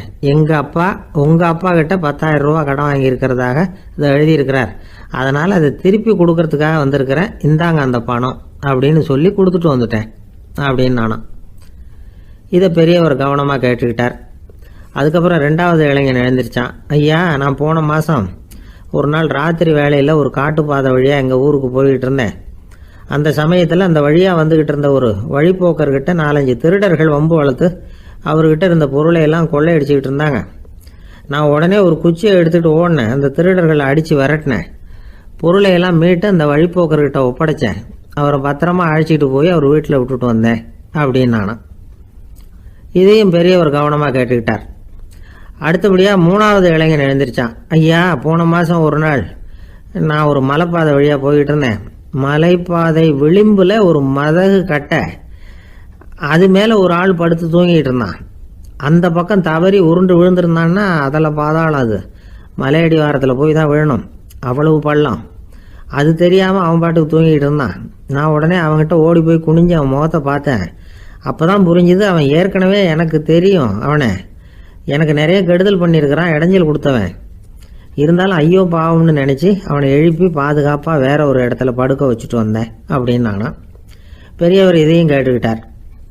அதுக்கப்புறம் அவங்க 3 பேரையும் பார்த்து நீங்கள் போகலாம், நாங்கள் யோசித்து முடிவு பண்ணி உங்களுக்கு சொல்லி அனுப்புகிறோம் அப்படின்னாராம். அந்த இளைஞர்கள் புறப்பட்டு போயிட்டாங்க. அதுக்கப்புறம் அந்த பெண்ணோட அப்பாவை பார்த்து சொன்னார், இந்த 3 பேருமே நல்ல பிள்ளைங்க தான், அதில் ஒன்றும் சந்தேகம் இல்லை. இருந்தாலும் இந்த 3 பேர் செஞ்ச செயல்களையும் ஒப்பிட்டு பார்க்க வேண்டியிருக்கு. முதல் இளைஞன் நேர்மைக்கு எடுத்துக்காட்டாக விளங்குறான். இந்த காலத்தில் இது மாதிரி இளைஞர்களை பார்க்கறது ரொம்ப கஷ்டம்தான். இருந்தாலும் அவன் கடமையை தான் செஞ்சான். 2வது இளைஞன் நல்ல வீரன், தைரியசாலி. ஒரு வீரன் எதை செய்யணுமோ அதைத்தான் இவன் செஞ்சான். இவன் ஒரு லட்சிய மனிதன். 3வது இளைஞன் தன்னுடைய பகைவனுக்கே உதவி செஞ்சிருக்கான். அவன் உயிரை காப்பாற்றியிருக்கிறான். பகைவனுக்கு அருள்வதுங்கிறது ஒரு சாதாரண மனுஷனால் செய்யக்கூடிய காரியம் இல்லை. பகையை மறக்கிறதும் பகைவனுக்கு அருள்வதும் தெய்வீக பண்புகள். அதனால் இவனையே உன்னுடைய மகளுக்கு ஏற்ற மாப்பிள்ளையா தேர்ந்தெடுக்கலாம் அப்படின்னு சொன்னாங்களாம். ஒரு நல்ல நாளில் அவங்களுக்கு திருமணம் நல்ல விதமாக நடந்து முடிஞ்சுதான். இது சுவாமி சின்மயானந்தர் சொல்லியிருக்கிற ஒரு கதை. இதிலேருந்து நாம் புரிந்து கொள்ள வேண்டிய ஒரு கருத்து, நமக்கு கெடுதல் பண்ணவங்களுக்கும் நாம் நல்லது செய்யணும். ஆனால் நடைமுறையில் அப்படி நம்மளால் செய்ய முடியறதில்ல, அதுதான் சிக்கல். நம்மால் ஒருத்தங்கிட்ட கேட்டேன், ஏண்டா உன்னுடைய பகைவன் ஒருத்தன் அது மாதிரி ஒரு மலைப்பாதை மதகு கட்டையில் படுத்திருந்தா உடனே நீ என்ன நினைப்ப அப்படின்னு கேட்டோம். இது ஒரு அருமையான சந்தர்ப்பம்னு நினைப்பேன் அப்படின்னா. எதுக்குன்னு கேட்டோம். அவனை அந்த பக்கமாக உருட்டி கீழே தள்ளுறதுக்கு அப்படின்னா.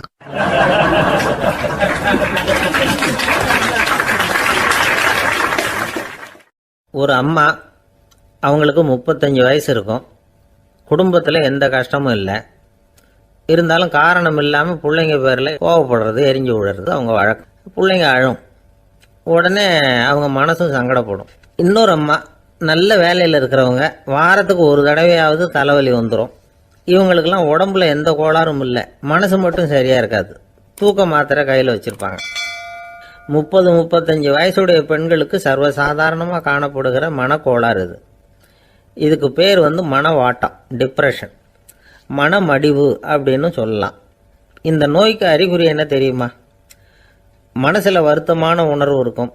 அடிக்கடி அழலாம் போல தோணும். முன்னால எல்லாம் எந்தெந்த செயலில் ஆர்வம் இருந்ததோ அதெல்லாம் குறைஞ்சிரும், அல்லது சுத்தமாகவே ஆர்வம் இல்லாமல் போயிடும். சில பெண்கள் இளம் வயசில் பக்கத்தில் இருக்கிறவங்க கிட்ட கலகலப்பாக பேசுவாங்க, வீட்டை அலங்கரிக்கிறதுல ஆர்வம் இருக்கும். இப்போ அதுலையெல்லாம் ஆர்வம் இல்லாமல் போயிடும். எந்த வேலை செஞ்சாலும் சீக்கிரம் களைப்பு அடைஞ்சுடுறது மாதிரி ஆகிடும். நமக்கு யாருமே உதவியாக இல்லை, நம்ம எல்லாரும் கை விட்டுட்டாங்க போல இருக்குதே அப்படிங்கிற உணர்வுலாம் உண்டாகும். தன்னைத்தானே குறை சொல்லிக்குவாங்க. நாம் தப்பு பண்ணிவிட்டோம் போல இருக்குதே அப்படின்னு தோணும். குற்றம் பண்ணிட்டதா நினச்சி கஷ்டப்படுவாங்க. பசி இருக்காது, தூக்கத்தில் தொந்தரவு இருக்கும். அடிக்கடி செத்து போடலாங்கிற உணர்வு வரும். தற்கொலை பண்ணிக்கலாங்கிற எண்ணம் உண்டாகும். சில பேர் தற்கொலை முயற்சியில் கூட ஈடுபடுவாங்க. சில பேருக்கு பலவிதமான உடல் வலிகள் இருக்கும், பலவீனம் இருக்கும், சீக்கிரமாக களைப்படைஞ்சு போடுவாங்க. இதெல்லாம் மனவாட்ட நோய்க்கான தன்மைகள். இந்த மன வாட்டம், அதாவது டிப்ரெஷனை வந்து 2 வகையாக பிரிக்கலாமா. ஒன்று தானாக உண்டாக்கிக்கிறது, இன்னொன்று எதிர் விளைவை உண்டு பண்ணுகிற அல்லது நரம்பு சம்பந்தப்பட்ட டிப்ரெஷன். தானாக உண்டாக்கிக்கிற மனவாட்ட நோய் இருக்குது பாருங்கள், அதுக்கு ஏதாவது சூழ்நிலை காரணமாக இருக்கலாம் அல்லது இல்லாமலும் போகலாம்.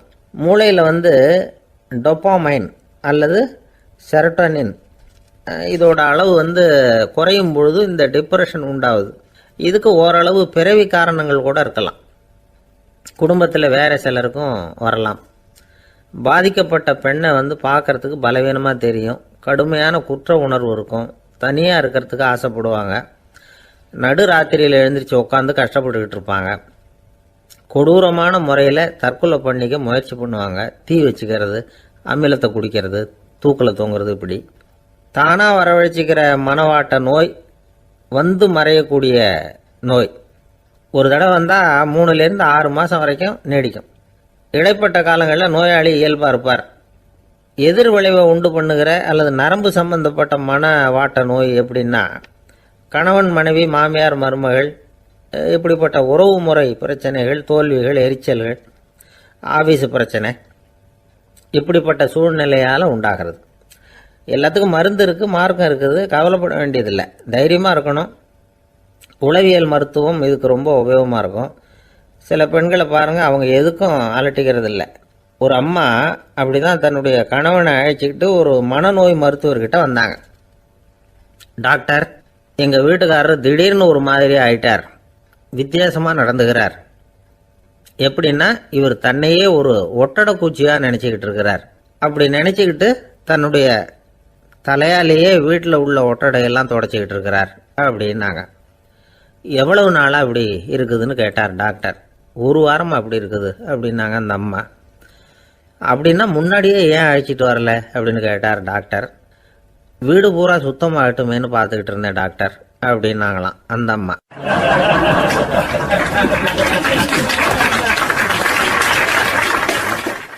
ஒரே ஒரு ஊரில் ஒரு பாதிரியார் இருந்தார். ரொம்ப நாள் சந்தோஷமாக வாழ்ந்தார். ஒரு நாள் அவர் மடத்து சமையல் அறையில் பாத்திரங்களை கழுவி துலக்கி சுத்தப்படுத்திக்கிட்டு இருந்தார். அந்த சமயத்தில் ஒரு தேவதூதன் அவர் முன்னாடி வந்து நின்னான். இவர் நிமிர்ந்து பார்த்தார். ஆண்டவர் என்னை வந்து உங்ககிட்ட அனுப்பியிருக்கிறார், பரலோகத்தில் வாசம் செய்யறதுக்கு உங்களுக்கு நேரம் வந்துட்டுது அப்படின்னு அந்த ஆள். ஆண்டவருக்கு என்னோட ஞாபகம் வந்ததுக்கு நன்றி. ஆனாலும் இப்போ இங்கே நீயே பாரு, எவ்வளவு பாண்டங்கள் பாக்கி இருக்கு, இவ்வளவையும் நான் வந்து சுத்தப்படுத்த வேண்டியிருக்கு. நான் வந்து நன்றி கெட்டவனாக இருக்க விரும்பலை. இந்த பணியை முடிக்கிற வரைக்கும் என்னுடைய பரலோக வாழ்வை தள்ளி வைக்க முடியுமா? நீ என்ன நினைக்கிற அப்படின்னு கேட்டார். தேவதூதன் தனக்கே உரிய விவேகத்தோட அன்போட பாதிரியாரை பார்த்தான். சரி, என்ன செய்யலாம்ங்கிறத அப்புறம் சொல்கிறேன் அப்படின்னு சொல்லிவிட்டு புறப்பட்டு போயிட்டான். ஒரு நாள் அந்த பாதிரியார் தோட்டத்தில் உள்ள களைகளை எல்லாம் ஒரு களை கொத்தியால் கொத்தி களை எடுத்துக்கிட்டு இருக்கிறார். அந்த சமயத்தில் இந்த தேவதூதன் மறுபடியும் அவர் முன்னாடி வந்து நிற்கிறான். பாதிரியார் பார்த்தார். இதை பாரு, இந்த தோட்டம் பூராவும் எவ்வளவு களை மண்டி கிடக்கு, பரலோகம் கொஞ்ச காலம் எனக்காக பொறுத்திருக்கலாம்னு நீ நினைக்கிறியா அப்படின்னு கேட்டார். தேவதூதன் சிரிச்சுக்கிட்டே மறுபடியும் மறைஞ்சிட்டான். மறுபடியும் அவர் களை எடுக்கிறது, தானிய களஞ்சியத்துக்கு வர்ணம் பூசுறது, இப்படிப்பட்ட வேலைகளில் ஈடுபட்டிருக்கார். இன்னொரு நாள் ஒரு மருத்துவமனையில் நோயாளிகளை கவனிச்சுக்கிட்டு ரொம்ப தீவிரமாக இருக்கிறார் அந்த பாதிரியார். ஒரு நோயாளியோட தாகத்துக்கு தண்ணீர் கொடுத்துட்டு நிமிர்ந்து பார்க்குறப்போ தேவதூதன் மறுபடியும் அவர் முன்னாடி வந்து நிற்கிறான். இந்த தடவை பாதிரியார் தன்னலமற்றவராக பேரன்பை காட்டக்கூடிய வகையில் தன்னுடைய 2 கைகளையும் உயர்த்தியபடி தேவதூதனின் கவனத்தை வந்து பிணியால் வாடக்கூடிய நோயாளிகளின் பக்கம் திருப்பினாராம். தேவதூதன் ஒன்றும் சொல்லலை, மறைஞ்சிட்டான். அன்னைக்கு சாயந்தரம் பாதிரியார் வந்து மடத்தில் உள்ள தன்னுடைய அறைக்கு போய் இளைப்பாறினார். யோசிச்சு பார்த்தார். தேவதூதனையும் தேவதூதனின் விருப்பத்தையும் பல நாள் தள்ளி போட்டு வந்ததையும் அவர் ரொம்ப நினச்சி பார்த்தார். திடீர்னு தான் வந்து முதுமை அடைகிறதையும் சோர்வு அடைகிறதையும் உணர்ந்தார். ஆண்டவரை நினச்சார். ஆண்டவரே, உம்முடைய தூதனை மறுபடியும் என்கிட்ட அனுப்புனா நான் சந்திக்கிறதுக்கு ஆவலாக இருக்கேன் அப்படின்னு சொல்கிறப்பவே தேவதூதன் பக்கத்தில் வந்து நின்னான்.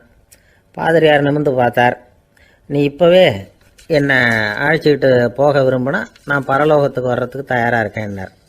தேவதூதன் அந்த பாதிரியாரை அன்போடவும் விவேகத்தோடவும் பார்த்து, நீங்கள் வந்து என் கூட பரலோகத்துக்கு வர்ற தயாராக இருக்கிறதா சொல்கிறீங்க, ஆனால் நீங்கள் இது வரைக்கும் வேற எங்கே இருந்ததா நினைக்கிறீங்க அப்படின்னு நானும். அப்படின்னா இது வரைக்கும் இருந்த இடம் தான் பரலோகம் அப்படிங்கிறத உணர்த்தியிருக்கிறான். பரலோகம்னா என்னன்னு புரிஞ்சுக்கிறதுக்கு இந்த சம்பவம் நமக்கு உதவியாக இருக்குது. தொண்டு செய்கிறத விட பெரிய செயல் வேற எதுவும் இருக்க முடியாது. அது நம்ம மனசுக்கு கொடுக்குற சுகத்தை வேற எதுவும் கொடுக்க முடியாது. நாம் தொண்டு செய்கிற இடம் தான் அந்த புண்ணிய இடம். ஆனால் இந்த காலத்துல எல்லாம் நாம் தொண்டு செய்யணும்னு நினச்சி ஏதாவது ஆரம்பித்தா கூட அதை ஒரு மாதிரியாக சுற்றி நின்று வேடிக்கை பார்க்க ஆரம்பிச்சிடுறாங்க. ஒரு பெரியவர் அப்படித்தான் ஒரு தொண்டு செஞ்சுக்கிட்டு இருந்தார். ஒரு கோவில் கட்டிக்கிட்டு இருந்தாங்க. அதில் ஒரு இடத்துல ஒரு பலகையை வச்சு ஆணி அடிக்கிற வேலையை செஞ்சுக்கிட்டு இருந்தார் அந்த பெரியவர். ஒரு சின்ன பையன் அதை ரொம்ப ஊக்கமாக அக்கறையாக கவனிச்சுக்கிட்டு இருந்தான். பெரியவர் இதை கவனித்தார். என்னப்பா பார்க்குற, உனக்கும் இது மாதிரி தொண்டு செய்யணும்னு ஆசையாக இருக்கா அப்படின்னு கேட்டார். அதுக்கு அந்த பையன் சொல்கிறான், அப்படி இல்லைங்க, நீங்கள் ஆணி அடிக்கிறப்போ கையில் சுத்தியால் அடிச்சுக்கிட்டா எப்படி துடிப்பீங்க எப்படி கத்துவீங்கன்னு தெரிஞ்சுக்கிறதுக்காக அதை பார்க்கணும்னு ஆசை, அதுக்காக தான் காத்துக்கிட்டு இருக்கேன் அப்படின்னு நானும்.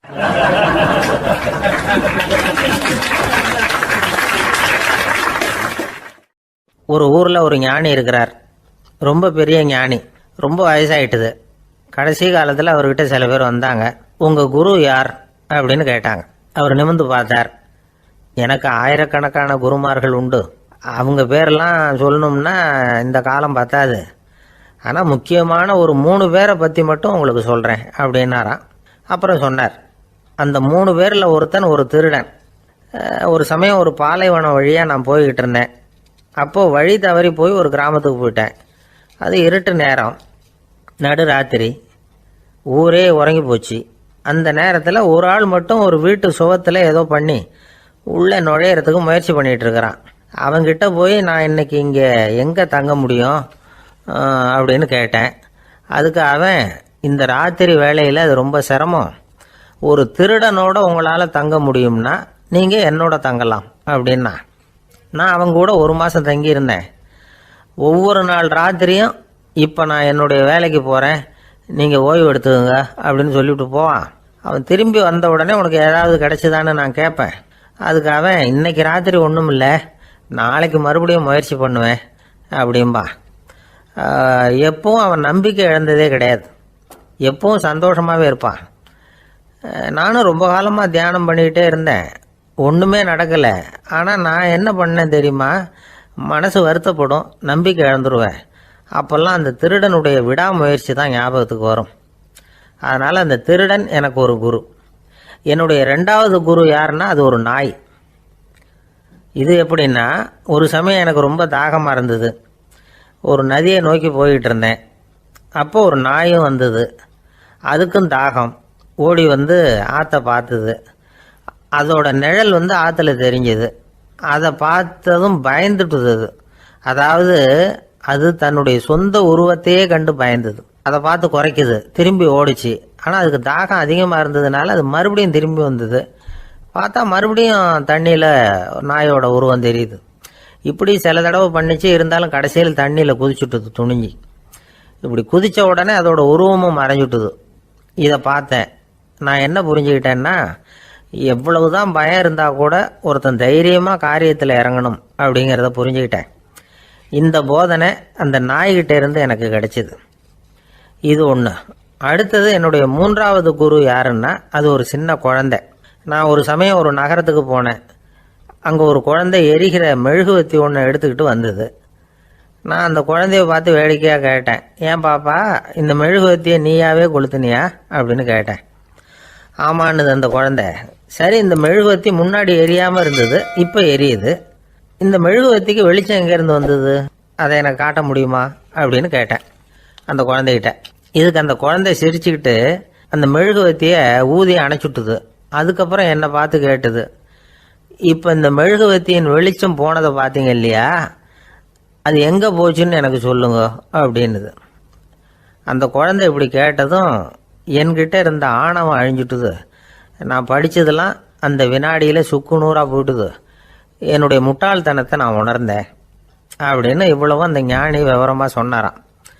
அதனால் நாம் இன்னார்கிட்டே இருந்து தான் இதை கற்றுக்கணுங்கிறது இல்லை, யாருக்கிட்டே இருந்தும் எதையும் கற்றுக்கலாம். நம்மால் ஒருத்தன் ஒரு நாய் வளர்த்துக்கிட்டு இருந்தான். அந்த நாய்க்கு வால் கிடையாது. யாரோ ஏற்கனவே வெட்டி எடுத்துட்டாங்க. இந்த நாய் தான் சார் எனக்கு குரு, அதுகிட்டே இருந்து கூட நான் பாடம் கற்றுக்கிட்டு இருக்கிறேன் அப்படின்னா. அப்படி என்ன கற்றுக்கிட்டேன் இந்த வால் இல்லாத நாய்கிட்டே இருந்து அப்படின்னு கேட்டோம். நாம் யாருக்கிட்டையும் வாலாட்டக்கூடாது அப்படிங்கிற பாடத்தை அதுகிட்டே இருந்து தான் நான் கற்றுக்கிட்டேன் அப்படின்னா.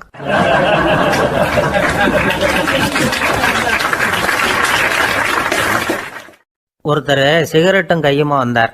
சார், இந்த புகைப்பிடிக்கிற பழக்கத்தை நிறுத்தி போடணும்னு தான் பார்க்குறேன், முடியலன்னார். புகைப்பிடிக்கிறத நிறுத்துறது ரொம்ப சுலபம் சார் அப்படின்னார் இன்னொருத்தர். எப்படி சொல்கிறீங்கன்னு கேட்டார் அவர். நான் கூட ஏற்கனவே 10 தடவை அந்த பழக்கத்தை நிறுத்தி இருக்கிறேன் சார் அப்படின்னார் இவர். இதுலேருந்து என்ன தெரியுது? புகைப்பழக்கத்தை திடீர்னு விட்டு விடுறதுங்கிறது ரொம்ப கஷ்டம்னு தெரியுது. இருந்தாலும் இது சம்பந்தமான ஆராய்ச்சி, அனுபவம், இது ரெண்டையும் அடிப்படையாக வச்சு சில வழிமுறைகளை சொல்கிறாங்க. அதாவது புகைப்பிடிக்கிறத நிறுத்துறதுக்கு 10 வழிகள் உண்டு அப்படின்னு சொல்கிறாங்க. அது என்னங்கிறத தெரிஞ்சுக்கிட்டா உபயோகப்படுதான்னு பார்க்கலாமே. முதல் கருத்து என்னன்னா, கொஞ்ச நாளைக்கு புகைப்பிடிக்கிற நண்பர்களை விட்டு விலகி இருக்கணும். இதனால் புகைப்பிடிக்கிற ஆசை குறையும். அந்த பழக்கத்தை மறுபடியும் ஆரம்பிக்கப்படாதுங்கிற எண்ணம் உறுதிப்படும். ரெண்டாவது கருத்து, புகைப்பிடிக்கிறதை எதிர்த்து தீவிரமாக பிரச்சாரம் செய்ய ஆரம்பிச்சிடணும். அது அடுத்தவங்களுக்கும் உபயோகப்படும், உங்களுக்கும் உபயோகப்படும். உங்கள் உள்ளுணர்வை அது தூண்டும், உங்களை உறுதி கொள்ள வைக்கும். மூன்றாவது கருத்து என்னன்னா, தினமும் 2 தடவை குளிக்கணும். எப்படி தெரியுமா? முதல்ல வெது வெதுப்பான தண்ணீர், அப்புறம் குளிர்ந்த தண்ணீர், இப்படி மாறி மாறி குளிக்கணுமா. நாலாவது கருத்து, உடற்பயிற்சிகள் செய்யணும். மூச்சு வாங்குற மாதிரியான பயிற்சிகள் ரொம்ப நல்லதான். பிராணாயாமம் அப்படிங்கிற மூச்சு பயிற்சி ரொம்ப நல்லதுங்கிறாங்க. அப்புறம் ஐந்தாவது கருத்து, சாப்பாடு மிதமாக இருக்கணும், சீராக இருக்கணும். பச்சை காய்கறிகள், பழங்கள் சாப்பாட்டில் சேர்த்துக்கலாம். அடிக்கடி கொஞ்சம் கொஞ்சமாக சாப்பிட்டு ரத்தத்தில் சர்க்கரையின் அளவை பராமரிக்கணும். இது நரம்புகளை அமைதிப்படுத்தும். ஆறாவது கருத்து என்னன்னா, ரொம்ப நேரம் பசியோடு இருக்கக்கூடாது. புகைப்பிடிக்கிறத நிறுத்த முயற்சி செய்யும் பொழுது எடை குறைப்பு நடவடிக்கைகளை மேற்கொள்ளக்கூடாது. ஏழாவது கருத்து, காப்பி, தேநீர், மதுபானம், அப்புறம் போதைப் பொருள்கள் கலந்த உணவுகள் இதெல்லாம் வேணாம். புகைப்பிடிக்கிறத அதெல்லாம் ஊக்கப்படுத்தும். கடுகு, மிளகு, அப்புறம் காரமான பொருள்களை தவிர்க்கணும். உப்பு அளவை குறைக்கணும். தினமும் 10 கோவள தண்ணீராவது குடிக்கணும். வெறும் தண்ணி புகைப்பிடிக்கிற ஆவலை தணிக்குதான். எட்டாவது கருத்து, கையில் சிகரெட்டு, புகையில ஏதாவது இருந்தால் உடனே தூக்கி எறிஞ்சிருங்க. அது கையில் இருக்கிற வரைக்கும் புகைப்பிடிக்கிற ஆசை வந்துக்கிட்டே இருக்கும். 9வது கருத்து என்னன்னா, இறை நம்பிக்கை உள்ளவங்க புகைப்பிடிக்கிற எண்ணம் வர்றப்போவெல்லாம் பிரார்த்தனை செய்ய ஆரம்பிச்சுடலாம். 10வது கருத்து, உங்களுக்கு ரொம்பவும் வேண்டியவங்க யாரோ அவங்கக்கிட்ட எல்லாம் நீங்கள் புகைப்பிடிக்கிறத நிறுத்தி விட்டதா சொல்லிவிடுங்க. இந்த 10 வழிகளையும் கடைபிடிக்க ஆரம்பிச்சுட்டா புகைப்பிடிக்கும் பழக்கத்தை நிறுத்தி விடலாம் அப்படின்னு சொல்கிறாங்க அனுபவப்பட்டவங்க. முயற்சி பண்ணி பார்க்கலாம். ஒரு முக்கியமான இடத்துல நின்றுக்கிட்டு இருந்தார் ஒருத்தர். அங்கே இன்னொருத்தர், ஏன் சார் இந்த இடத்துல சிகரெட் பிடிக்கலாமா அப்படின்னு அனுமதி கேட்டார். இந்த இடத்துல சிகரெட் பிடிக்கக்கூடாதுங்க அப்படின்னாரு இவர். நீங்கள் இப்படி சொல்கிறீங்க, ஆனால் இந்த இடத்துல கீழே நிறைய சிகரெட் துண்டுகள் கிடக்குதே, அவங்கெல்லாம் யார்? அவங்கெல்லாம் உங்கள் மாதிரி என்கிட்ட அனுமதி கேட்காதவங்க அப்படின்னாராம் இவர்.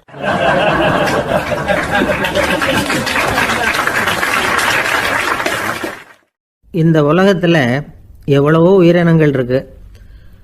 ஒவ்வொன்றும் ஒவ்வொரு விதமாக சண்டை போடுது. இப்போ 2 மாடு சண்டை போட்டுக்குதுன்னு வச்சுங்க, என்ன பண்ணும்? 2 முட்டிக்கும். அதுக்கு சண்டை போடுறதுக்கு ஆயுதமாக உபயோகப்படுறது அதோட கொம்பு. 2 சேவல் சண்டை போட்டுக்குதுன்னு வச்சுங்க, அதுக்கு ஆயுதமாக உபயோகப்படுறது அதோட கால் நகம். காலால் தான் அது ஒன்றோட ஒன்று சண்டை போட்டுக்கும். ஆனால் 2 மனுஷன் சண்டை போட்டுக்கிறான்னு வச்சுங்க, இவன் இன்னதை தான் ஆயுதமாக உபயோகப்படுத்துவான்னு குறிப்பிட்டு சொல்ல முடியாது. கல்லை எடுப்பான், கத்தி எடுப்பான், துப்பாக்கி எடுப்பான், என்ன வேணாலும் பண்ணுவான். வாயால் திட்டுவான், கையால் அடிப்பான், காலால் உதைப்பான், சகலகலாக வல்லவன். விலங்குகள்லாம் பொதுவாக வாயை சாப்பிட்றதுக்கு மட்டும்தான் உபயோகப்படுத்துது. ஆனால் இவனுக்கு சாப்பிட்றதுக்கும் அதுதான், சாப்பிட்டு விட்டு திட்டுறதுக்கும் அதுதான். ஆனால் ஒரு விஷயத்தில் மட்டும் கெட்டிக்கிறேன். அதாவது நாம் சண்டை போட்டுக்கிட்டாலும் பரவாயில்லை, கோழிகள் சண்டை போடாமல் இருக்கணும் அப்படின்னு ஆசைப்படுறான். எதுக்காக? கோழிகள் சண்டை போடாமல் இருந்தால் நிறைய முட்டைகள் போடுமா, அதுக்காக தான் இந்த அக்கறை. கோழி பண்ணை வச்சிருக்கிறவங்களுக்கு இது ஒரு பெரிய பிரச்சனை. அதாவது பண்ணையில் இருக்கிற கோழிகளுக்குள்ளே அடிக்கடி சண்டை வந்துடும். அதனால் முட்டை உற்பத்தி குறைஞ்சிரும். சரி, இதுக்கு என்ன பண்ணுறது? பண்ணையில் போய் உட்காந்துக்கிட்டு தினமும் பஞ்சாயத்து பேசிகிட்டு இருக்க முடியுமா? அமெரிக்காவில் கோழி பண்ணை வச்சுருக்கிற ஒருத்தர் இதை பற்றி யோசனை பண்ணி பார்த்தாராம். ஒரு வழியையும் கண்டுபிடிச்சிருக்கார். கோழிக்கெல்லாம் மூக்கு கண்ணாடி மாட்டி விட்டுட்டோம்னா அது சண்டை போடுற குணம் குறைஞ்சிரும், முட்டை அதிகமாகிடும். அந்த கண்ணாடியில் உள்ள லென்ஸு சிவப்பு நிறத்தில் இருக்கணும், அவ்வளவுதான் அப்படின்னு அவர் கண்டுபிடிச்சாராம். இது ஏற்கனவே நடைமுறையில் கண்டுபிடிக்கப்பட்ட ஒரு விஷயம். ஆனால் எல்லா கோழிக்கும் சிவப்பு மூக்கு கண்ணாடி எப்படி மாட்டி விடுறது? அப்படியே மாட்டி விட்டாலும் அது நழுவாமல் இருக்கணுமே. இப்போ நாமெல்லாம் நடு விரலால் மூக்கு கண்ணாடி நடுவில் தொட்டு அப்படி ஸ்டைலாக சரி பண்ணிக்கிறோம். அது மாதிரி கோழி எப்படி சரி பண்ணிக்கும்? இதுதான் பிரச்சனை. இதுக்கு அவர் என்ன வழி கண்டுபிடிச்சாருன்னா, கோழிக்கெல்லாம் மூக்கு கண்ணாடிக்கு பதிலாக விழியொட்டு வில்லைகள், கான்டாக்ட் லென்ஸ், அதை பொருத்தி விட்டா என்ன அப்படின்னு யோசனை பண்ணார். அதே மாதிரி பண்ணார். அதே மாதிரி செஞ்சு பார்த்தார், வெற்றி. அதுக்கப்புறம் கோழியெல்லாம் சண்டை போட்டுக்கலையாம், சமாதான பிரியர்கள் ஆகிட்டு தான். கோழிகளுக்கு இயல்பாகவே சண்டை போடுற குணம் உண்டு. ஆனால் அதோட கண்ணுக்கு பார்க்குற பொருள்லாம் ரோஜா நிறத்துலையோ அல்லது இன்னும் சொல்லப்போனால் அழுத்தமான சிவப்பு நிறத்துலையோ தெரிஞ்சதுன்னா சண்டை போடுற குணம் குறைஞ்சிருதான். அந்த சமயத்தில் அது அதிகமாகவும் முட்டையிட ஆரம்பிச்சுடுதான். அதே நேரத்தில் இறை எடுக்கிறத கூட குறைச்சிக்குதான். இது ஏன் இப்படி பண்ணுதுங்கிறது விஞ்ஞானிகளுக்கு இன்னமும் புரியலையா. எப்படியோ அமெரிக்க கோழிகள்லாம் கான்டாக்ட் லென்ஸ் பொருத்திக்க ஆரம்பித்தாச்சு. கோழி கழுத்தை பிடிச்சிக்கிட்டு ஒரு சில வினாடிகளில் அதை பொருத்தி விட்றாங்களாம். கோழியோட ஆயுள் பூரா அது அப்படியே இருக்குமா. பண்ணையில் முட்டை உற்பத்தி குறைஞ்சா இது மாதிரி விஞ்ஞானபூர்வமாக பரிகாரம் தேடுறது தான் நல்லது. நமக்கு வேண்டியப்பட்ட ஒருத்தர், அவர் ஒரு கோழி பண்ணை வச்சுருந்தார். அந்த பண்ணையில் பாதி கோழி திடீர்னு செத்து போச்சு. உடனே ஒரு கால்நடை மருத்துவர்கிட்ட போக வேண்டியது தானே. அங்கே போகல, உள்ளூரில் மந்திரம் பண்ணிகிட்டு இருந்த ஒரு சாமியார்கிட்ட போனார். அவர் காலில் விழுந்தார். சாமி, என் பண்ணையில் பாதி கோழி செத்து போட்டுதுன்னார். சாமியார் யோசனை பண்ணார். சரி, பண்ணையில் வாசப்படி கிழக்கு பக்கமாக வச்சுருக்கியா மேற்கு பக்கமாக வச்சுருக்கியான்னு கேட்டார். கிழக்கு பக்கமாக இருக்குன்னார் அவர். அதுதான் தப்பு, மேற்கு பக்கமாக அதை மாற்று சரியாக போடும்னாராம். அதே போல் இவர் போய் மாற்றிவிட்டார். அப்பவும் பாதி செத்து போச்சு. மறுபடியும் சொன்னார், சாமி மறுபடியும் பாதி கோழி செத்து போட்டுதேன்னார். சரி, கூரை எப்படி போட்டிருக்க? ஓடு போட்டிருக்கியா இல்லை கீத்து போட்டிருக்கியான்னார். ஓடு போட்டிருக்கேன்னாராம் அவர். அதுதான் தப்பு, கீத்து போட்டுரும் சரியாக போடும்னாராம். சரின்னு போய் அதையும் மாற்றி பார்த்தார். மறுபடியும் போயிட்டுது, கோழி செத்து போச்சு. வந்தார், மறுபடியும் பாதி செத்து போச்சு சாமின்னு வந்தார். இவரும் யோசனையை மாற்றி மாற்றி சொல்லிகிட்டே இருக்கிறார். இப்படி அவரும் மாற்றி மாற்றி பார்த்தார். 6வது தடவையாக அவரை தேடிட்டு வந்தார். அந்த சமயத்தில் இவர் ரொம்ப தீவிரமாக யோசனை பண்ணி பார்த்துட்டு, அது சரிப்பா, நீ என்கிட்ட சளைக்காமல் வந்துக்கிட்டு இருக்கிற, நானும் யோசனை சொல்லிகிட்டு இருக்கேன். இப்போவும் உங்ககிட்ட சொல்கிறதுக்கு என்கிட்ட யோசனை நிறையா இருக்குது.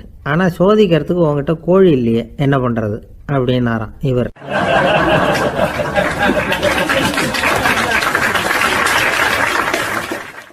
ஒரு சீன தேசத்து அரசர் இருந்தார். அவருக்கு வயசாயிட்டுது. அவருக்கு அடுத்தபடியாக அவருடைய புள்ள பட்டத்துக்கு வரணும், ஆட்சி பொறுப்பை ஏற்றுக்கணும். ஒரு நல்ல தலைவனுக்கு இருக்க வேண்டிய பண்புகள்லாம் தன்னுடைய மகனுக்கு இருக்கணும்னு விரும்பினார் அந்த அரசர். அதனால் இளவரசனை பக்கத்தில் இருந்த ஒரு குரு கிட்ட அனுப்புனார். இளவரசன் அவர்கிட்ட போய் சேர்ந்தான். அந்த குரு என்ன பண்ணார் தெரியுமா? இவனை பார்த்து சொன்னார், இதை பாருப்பா, நீ என்ன பண்ணுற, இப்போவே பக்கத்தில் இருக்கிற காட்டுக்கு போ, நடுக்காட்டில் போய் ஒரு இடத்துல உட்காந்துக்கோ. அங்கே என்னென்ன சத்தம்லாம் உன் காதில் விழுதுன்னு கவனித்து கேளு. உன் காதில் விழுந்த ஓசைகள் என்னென்னங்கிறத என்கிட்ட சொல்லு, அதுதான் எனக்கு தெரியணும், உனக்கு வேலையும் அதுதான் அப்படின்னு சொல்லி அனுப்பி வச்சுட்டார். இளவரசன் காட்டுக்கு போனான். குரு சொன்னபடியே ஒரு இடத்துல உட்காந்து கவனித்து கேட்டான். அதுக்கப்புறம் குருக்கிட்ட திரும்பி வந்தான். என்னென்ன சத்தம்லாம் கேட்ட அப்படின்னு கேட்டார் குரு. குருவே, காட்டில் நான் பறவைகள் சத்தம்லாம் கேட்டேன், மிருகங்களின் ஓசையையும் கேட்டேன், இதை தவிர இடி மின்னல் மழை இதுகளோட சத்தத்தையும் கேட்டேன் அப்படின்னா. குரு யோசனை பண்ணார், நீ இன்னமும் சரியாக கேட்கல, அதனால் மறுபடியும் காட்டுக்கு போ, கொஞ்ச நாள் தங்கியிருந்து கேட்டுட்டு வா அப்படின்னார். இளவரசனுக்கு ஒன்றும் புரியல. இருந்தாலும் குருவின் கட்டளையாச்சே, மறுக்க முடியுமா? உடனே அவன் மறுபடியும் காட்டுக்கு போனான். ஒரு இடத்துல உட்காந்தான். கொஞ்ச நேரம் உன்னிப்பாக கவனித்து கேட்டான். சில நாள் கழித்து குருக்கிட்ட திரும்பி வந்தான். குருவே, இந்த தடவை சில துல்லியமான சத்தங்களை எல்லாம் கேட்டான். தேனி பறக்கிற சத்தம், நீரோடையின் மெல்லிய ஓசை, இதெல்லாம் கேட்டேன்னா. குரு சிரித்தார். நீ மறுபடியும் காட்டுக்கு போ, இன்னும் சில நாள் அங்கே இரு, முழுமையாக கவனமாக கேட்டுக்கிட்டு வா அப்படின்னு சொல்லி அனுப்பி வச்சுட்டார். இளவரசனுக்கு குழப்பம் அதிகமாயிட்டுது. ஒன்றுமே புரியல. மறுபடியும் காட்டுக்கு போனான். மௌனமாக ஒரு இடத்துல உட்காந்துட்டான். அப்படியே தியானத்தில் ஆழ்ந்துட்டான். சில நாளில் அவனுக்கு இதுவரை கேட்காத ஓசைகள்லாம் கேட்க ஆரம்பிச்சிட்டுது. இதைத்தான் நான் கேட்கணும்னு என்னுடைய குரு எதிர்பார்த்துருக்கிறாருங்கிறத புரிஞ்சுக்கிட்டான். உடனே குரு கிட்ட ஓடனான். குருவே, இந்த தடவை காதுகளுக்கு கேட்க முடியாத சில ஓசைகளை கூட என்னால் உணர முடிஞ்சுது. பூ மலருகிற ஓசை, சூரியனால் பூமி சூடாகிறப்போ எழுகிற ஓசை, காலை பனித்துளி இந்த புல்லுலாம் குடிக்கிற ஓசை, இது எல்லாம் என்னால் நல்லா கேட்க முடிஞ்சுது அப்படின்னா. குருவுக்கு இப்போ தான் திருப்தி ஏற்பட்டு தான் இளவரசனை பார்த்து சொன்னார், இதை பாருப்பா, இப்போ தான் நாட்டை ஆளுகிற தகுதி உனக்கு வந்திருக்குது அப்படின்னு சொல்லி அதுக்கு விளக்கமும் கொடுத்தாராம். எந்த அரசன் தன்னுடைய மக்களின் இதயம் பேசுகிற மௌன மொழியை, மௌன வார்த்தைகளை கேட்குறானோ அவன் தான் ஆள தகுதி உள்ளவன். எந்த அரசன் தன்னுடைய மக்களின் உணர்ச்சிகளை உண்மையாக உணர்றானோ அவன் தான் முதன்மையான அரசன். போலி வார்த்தைகளை மட்டும் கேட்டுட்டு பல மௌன ராகங்களை காதில் வாங்கிக்காதவன் அரசனே இல்லை. எந்த நாட்டில் எப்போ ஒரு அரசன் தன்னுடைய மக்களின் உணர்ச்சிகளை கேட்க மறுக்கிறானோ அன்னையிலேருந்தே அந்த நாடு அழிய தொடங்குது அப்படின்னு அர்த்தம். இதுதான் அந்த குரு இளவரசனுக்கு போதிச்சது. வாயால் பேசுறத மட்டும் கேட்டு ஏமாறக்கூடாது, உணர்ச்சிகளையும் கேட்கறதுல தான் மனப்பக்குவம் உண்டாகும். மக்கள் உணர்ச்சிகளை புரிந்து கொள்ளாத அரசர்கள் நீடிச்சிருக்க முடியாது. அது மாதிரி நாடுகளில் அடிக்கடி குழப்பம் தான் உண்டாகும். அப்படி இருந்தால் அடிக்கடி ஆட்சி மாறிக்கிட்டு இருக்கும். அப்படிப்பட்ட ஒரு தேசம், அங்கே ஒரு சிறைச்சாலையில் 3 கைதிகள் பேசிக்கிட்டு இருந்தாங்க. ஒருத்தன் சொன்னான், நான் இந்த நாட்டு ராஜாவை எதிர்த்து பேசிக்கிட்டு இருந்தேன், அதனால் என்னை பிடிச்சி கொண்டாந்து இங்கே போட்டுட்டாங்க அப்படின்னா ஒருத்தன். இன்னொருத்தன் சொன்னான், நான் இந்த நாட்டு ராஜாவை ஆதரித்து பேசிக்கிட்டு இருந்தேன், அதனால் என்னை பிடிச்சி கொண்டாந்து இங்கே தள்ளிவிட்டாங்க அப்படின்னா. அது சரி, நீ என்ன தப்பு பண்ண அப்படின்னு சொல்லி 3வது ஆளை பார்த்து இவங்க கேட்டாங்க. அதுக்கு அந்த ஆள் சொல்கிறான், நான் தான் இந்த நாட்டு ராஜா அப்படின்னா.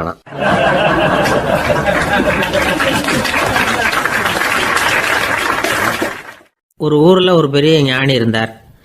அவர் படுக்கையில் இருந்தார். இன்னும் கொஞ்ச நேரம்தான் அவர் இந்த உலகத்தில் இருக்க போகிறார். அவரை சுற்றி ஏகப்பட்ட கூட்டம். ஏற்கனவே அவருடைய உபதேசங்களை கேட்டவங்க பல பேர் அவரை சுற்றி நிற்கிறாங்க. அந்த ஞானி மெதுவாக கண்ணை திறந்து பார்க்குறார். எல்லாரும் அவருடைய கடைசி வார்த்தையை கேட்கறதுக்காக அவளோட காத்துக்கிட்டு இருக்கிறாங்க. அந்த ஞானி மெதுவாக பேச ஆரம்பித்தார். நான் என்னுடைய வாழ்நாள் பூராவும் உங்களுக்கு நிறைய போதனைகள் சொல்லிக்கிட்டு இருக்கிறேன். பேரானந்தம், மகிழ்ச்சி, தியானத்தன்மை, இதை பற்றியெல்லாம் சொல்லியிருக்கிறேன். இப்போ நான் வேற ஒரு கரைக்கு போய்கிட்டு இருக்கிறேன். நான் இனிமேல் இந்த கரையில் இருக்க மாட்டேன். நீங்கள் நான் சொன்னதையெல்லாம் கேட்டீங்க, ஆனால் எதையும் நீங்கள் நடைமுறைப்படுத்தி பார்க்கல. எல்லாம் கேட்டதோடு சரி, அதோட விட்டுவிட்டீங்க. அப்புறம் அதை தள்ளி போட்டுக்கிட்டே வந்துட்டீங்க. மேலும் அதை தள்ளி போடுறதுல எந்த பிரயோஜனமும் கிடையாது. இப்போ நான் போய்கிட்டு இருக்கிறேன், உங்களில் யாராவது என்னோட வர்றதுக்கு தயாரா அப்படின்னு கேட்டார். அவ்வளவுதான், யாரும் வாய திறக்கல. ஒரே மௌனம், சத்தமே இல்லை. ஒருத்தர் பார்த்துக்கிட்டே நிற்கிறாங்க. அந்த கூட்டத்தில் ஒரு ஆள் அந்த ஞானி கூடவே 40 வருஷத்துக்கு மேலே இருந்திருக்கிறான். அவனும் வாயை திறக்காம இன்னொருத்தன் முகத்தை பார்த்துக்கிட்டே நிற்கிறான். இந்த சமயத்தில் பின்னாடி நின்றுட்டு இருந்த ஒருத்தன் கையை தூக்கினான். ஞானி அவனை பார்த்தார். சரி, ஒருத்தனுக்காவது நம்மோட வர்றதுக்கு தைரியம் இருக்குது அப்படின்னு நினைச்சார். ஆனால் அந்த ஆள் என்ன சொன்னான் தெரியுமா? ஐயா, நீங்கள் கேட்குறப்போ நான் உடனே எழுந்திருக்கல, கையை மட்டும்தான் தூக்கினேன். என்ன காரணம்னா, நான் எப்படி அடுத்த கரைக்கு சேர்றதுங்கிறது தெரிஞ்சுக்கிறதுக்காக தான். அந்த விவரத்தை மட்டும் இப்போ உங்ககிட்ட இருந்து நான் தெரிஞ்சுக்க ஆசைப்படுறேன். ஏன்னா இப்போ நான் உங்கள் கூட வர்றதுக்கு தயாராக இல்லை. எவ்வளவோ காரியங்களை நான் இன்னும் இங்கே முடிக்க வேண்டியிருக்குது. வீட்டுக்கு ஒரு விருந்தினர் வந்திருக்கிறார். என்னுடைய இளைய மகனுக்கு கல்யாணம் பண்ணி வைக்கணும். அதனால் இன்னைக்கு உங்கள் கூட வர முடியாது. அது மட்டும் இல்லை, இப்போ உங்கள் கூட அடுத்த கரைக்கு வந்தால் திரும்பி வர முடியாதுன்னு வேற சொல்கிறீங்க. அதனால் இப்போ நான் வரல. இன்னொரு நாள் நிச்சயமாக நான் வர்றேங்க, உங்களை சந்திக்கிறேன். அதனால் இப்போ நீங்கள் இன்னொரு தடவை எங்களுக்கு விளக்கமாக சொல்லணும். ஏற்கனவே பல தடவை சொல்லியிருக்கிறீங்க. தயவு பண்ணி இப்போ ஒரு தடவை சொன்னீங்கன்னா சௌகரியமாக இருக்கும். அந்த அடுத்த கரையை அடையிறது எப்படி, இப்போ ஒரு தடவை அதை விளக்கமாக சொல்லிட்டீங்கன்னா நல்லா ஞாபகப்படுத்திக்குவேன். அது சரியான சமயம் வர்றப்போ இது எனக்கு உதவியாக இருக்கும் அப்படின்னு நானா. ஆனால் உண்மை என்ன தெரியுமா? அந்த சரியான சமயம் வரவே இல்லை அப்படிங்கிறது தான் உண்மை. இப்படி அந்த கதை முடியும். இந்த கதை அந்த ஒரு ஆளுக்கு மட்டும் இல்லை, கிட்டத்தட்ட எல்லாருக்குமே அது பொருந்தும் அப்படிங்கிறாங்க விவரம் தெரிஞ்சவங்க. எல்லாருமே அந்த சரியான தருணத்துக்காக தான் காத்துக்கிட்டு இருக்கிறாங்களாம். அதுக்காக ஜோசியம் பார்க்குறாங்க, கைரேகை பார்க்குறாங்க. நாளைக்கு என்ன நடக்குங்கிற ஆவலில் எல்லாரும் காத்துக்கிட்டு இருக்கிறாங்க. ஆனால் அந்த ஒரு நாள் ஒருபோதும் வரப்போகிறதில்ல. நீங்கள் தள்ளி போடுறதுக்காக பல அர்த்தமில்லாத காரணங்களை தேடுறீங்க அப்படிங்கிறார் ஒரு ஞானி. காத்திருக்கிறதுலேயே நம்ம காலம் ஓடி போயிடுது. ஏன்னா இன்னைக்கு நாம் சிந்திக்கிறது நாளைக்கு நாம் சிந்திக்கிறது இல்லை. ஒவ்வொரு நாளும் ஒவ்வொரு மாதிரி போயிடுது. நாளைக்கு மறுநாளை பற்றியே சிந்திக்கிறோம். இப்படியே அது பாட்டுக்கு போயிடும். கரையை தொட்டு பார்க்குறது எப்போ, இதுதான் கேள்வி. நமக்கு வேண்டியப்பட்ட ஒருத்தர் ஒரு ரயில்வே பிளாட்ஃபாரத்தில் நின்றுட்டு இருக்கிறார். அங்கே இருக்கிறவங்க கிட்ட கேட்குறாராம், விசாரிக்கிறாரு. ஏங்க கிழக்க போகிற ரயில் போயிட்டுதுங்களான்னாராம். போயிட்டுதுன்னு இருக்கிறாங்க. கொஞ்ச நேரம் கழித்து ஏங்க மேற்க போகிற ரயில் போயிட்டுதுங்களான்னு கேட்டிருக்காரு. போயிட்டுதுங்களான் இருக்காங்க. அப்புறம் கொஞ்ச நேரம் கழித்து மறுபடியும் ஏங்க 10:30 மணி வண்டி போயிட்டுதான்னு கேட்டிருக்காரு. தொடர்ந்து காலையிலேருந்து சாயந்தரம் வரைக்கும் இப்படி ஒரே இடத்துல நின்றுட்டு கேட்டுக்கிட்டே இருக்கிறார். இதை பார்த்துக்கிட்டு இருந்த ஒருத்தர் அவர்கிட்ட வந்து, ஏங்க நீங்கள் எங்கே போகணும் அப்படின்னு கேட்டாராம். இவர் மெதுவாக சொன்னாராம், இந்த ரயில்வே லைனை தாண்டி அந்த பக்கம் போகணும் அப்படின்னாராம்.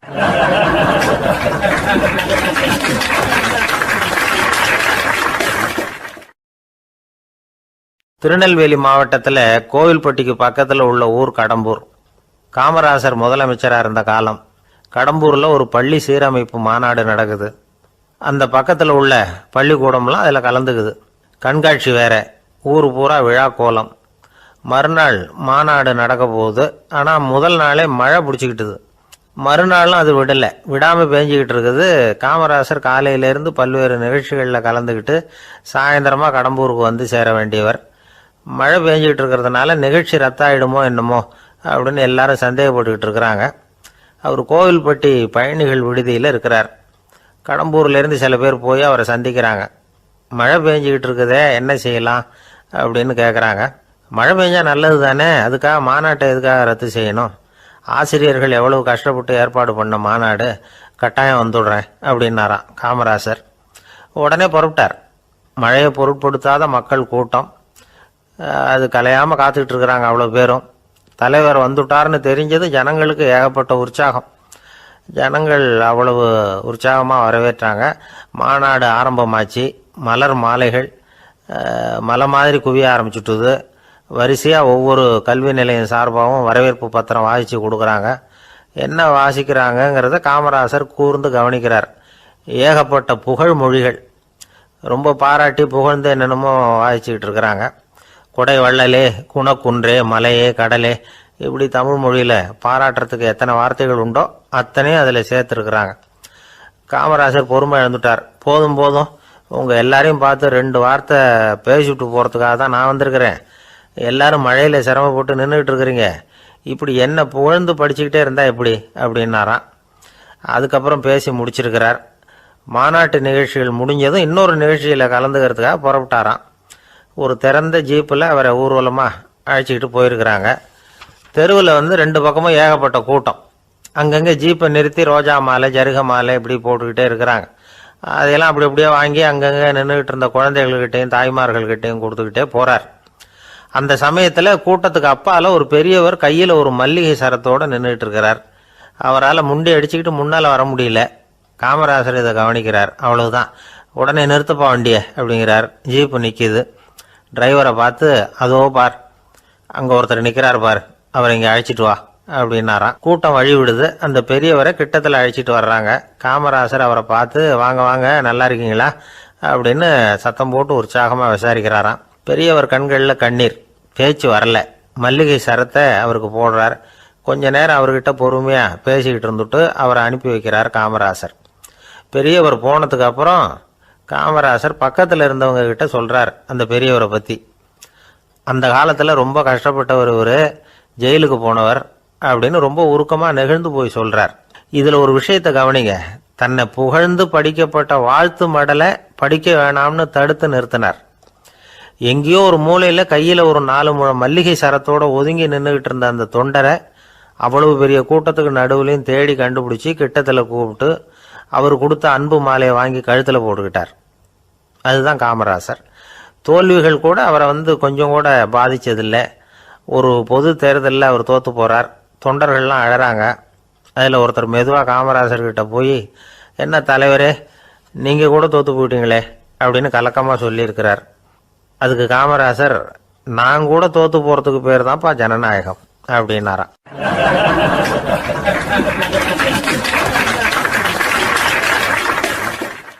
ஆஃபீஸில் வேலை பார்க்குற ஒருத்தர் வந்தார். பேசாமல் ஒரு 10 நாள் லீவு போட்டுடலாமா பார்க்குறேன் அப்படின்னார். ஏன்னு கேட்டோம். என்னுடைய மேலதிகாரி ஒரு முசுடு சார், அவர்கிட்ட வேலை பார்க்குறது ரொம்ப கஷ்டமாக இருக்குது அப்படின்னார்.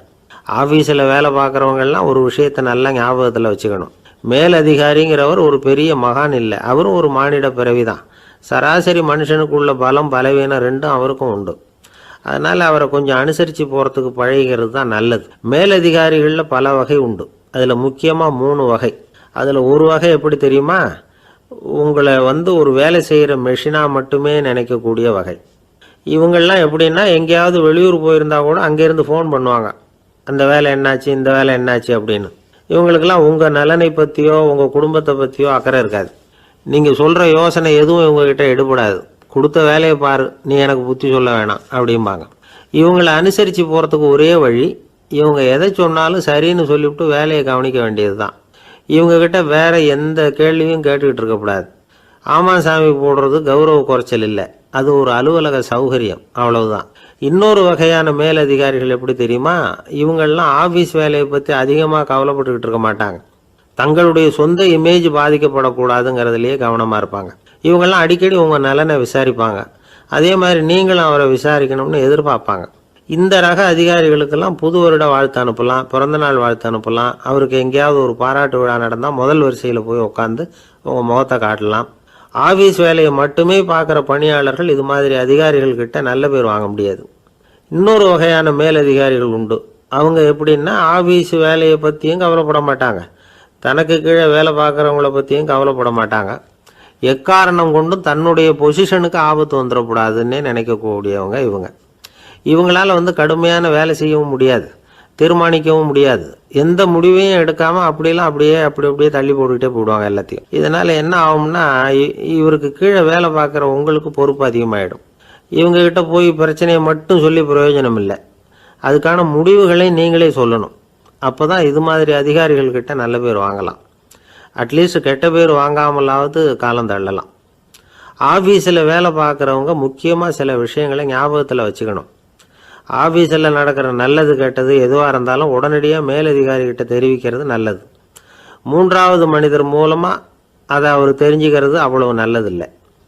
எந்த மேலதிகாரியுமே தான் இந்த சர்பாஸ் செய்யப்படுறத விரும்புறதில்லை. அதனால் அவருக்கு தெரியாமல் மேலிடத்துக்கு மணி எழுதி போடக்கூடாது. அப்படி எழுதி போடுறவங்க சில பேர் இருக்கிறாங்க. நீங்களும் உங்கள் மேலதிகாரியும் தொழில் ரீதியாக ஒரே படிப்பு படித்தவராக இருக்கலாம். அப்படி இருந்ததுன்னா அட்ஜஸ்ட் பண்ணி போகிறது கொஞ்சம் கஷ்டம்தான். இதை மனசில் வச்சுக்கிட்டு நடந்துக்கணும். உங்களுக்கும் அவருக்கும் அபிப்பிராய பேதமா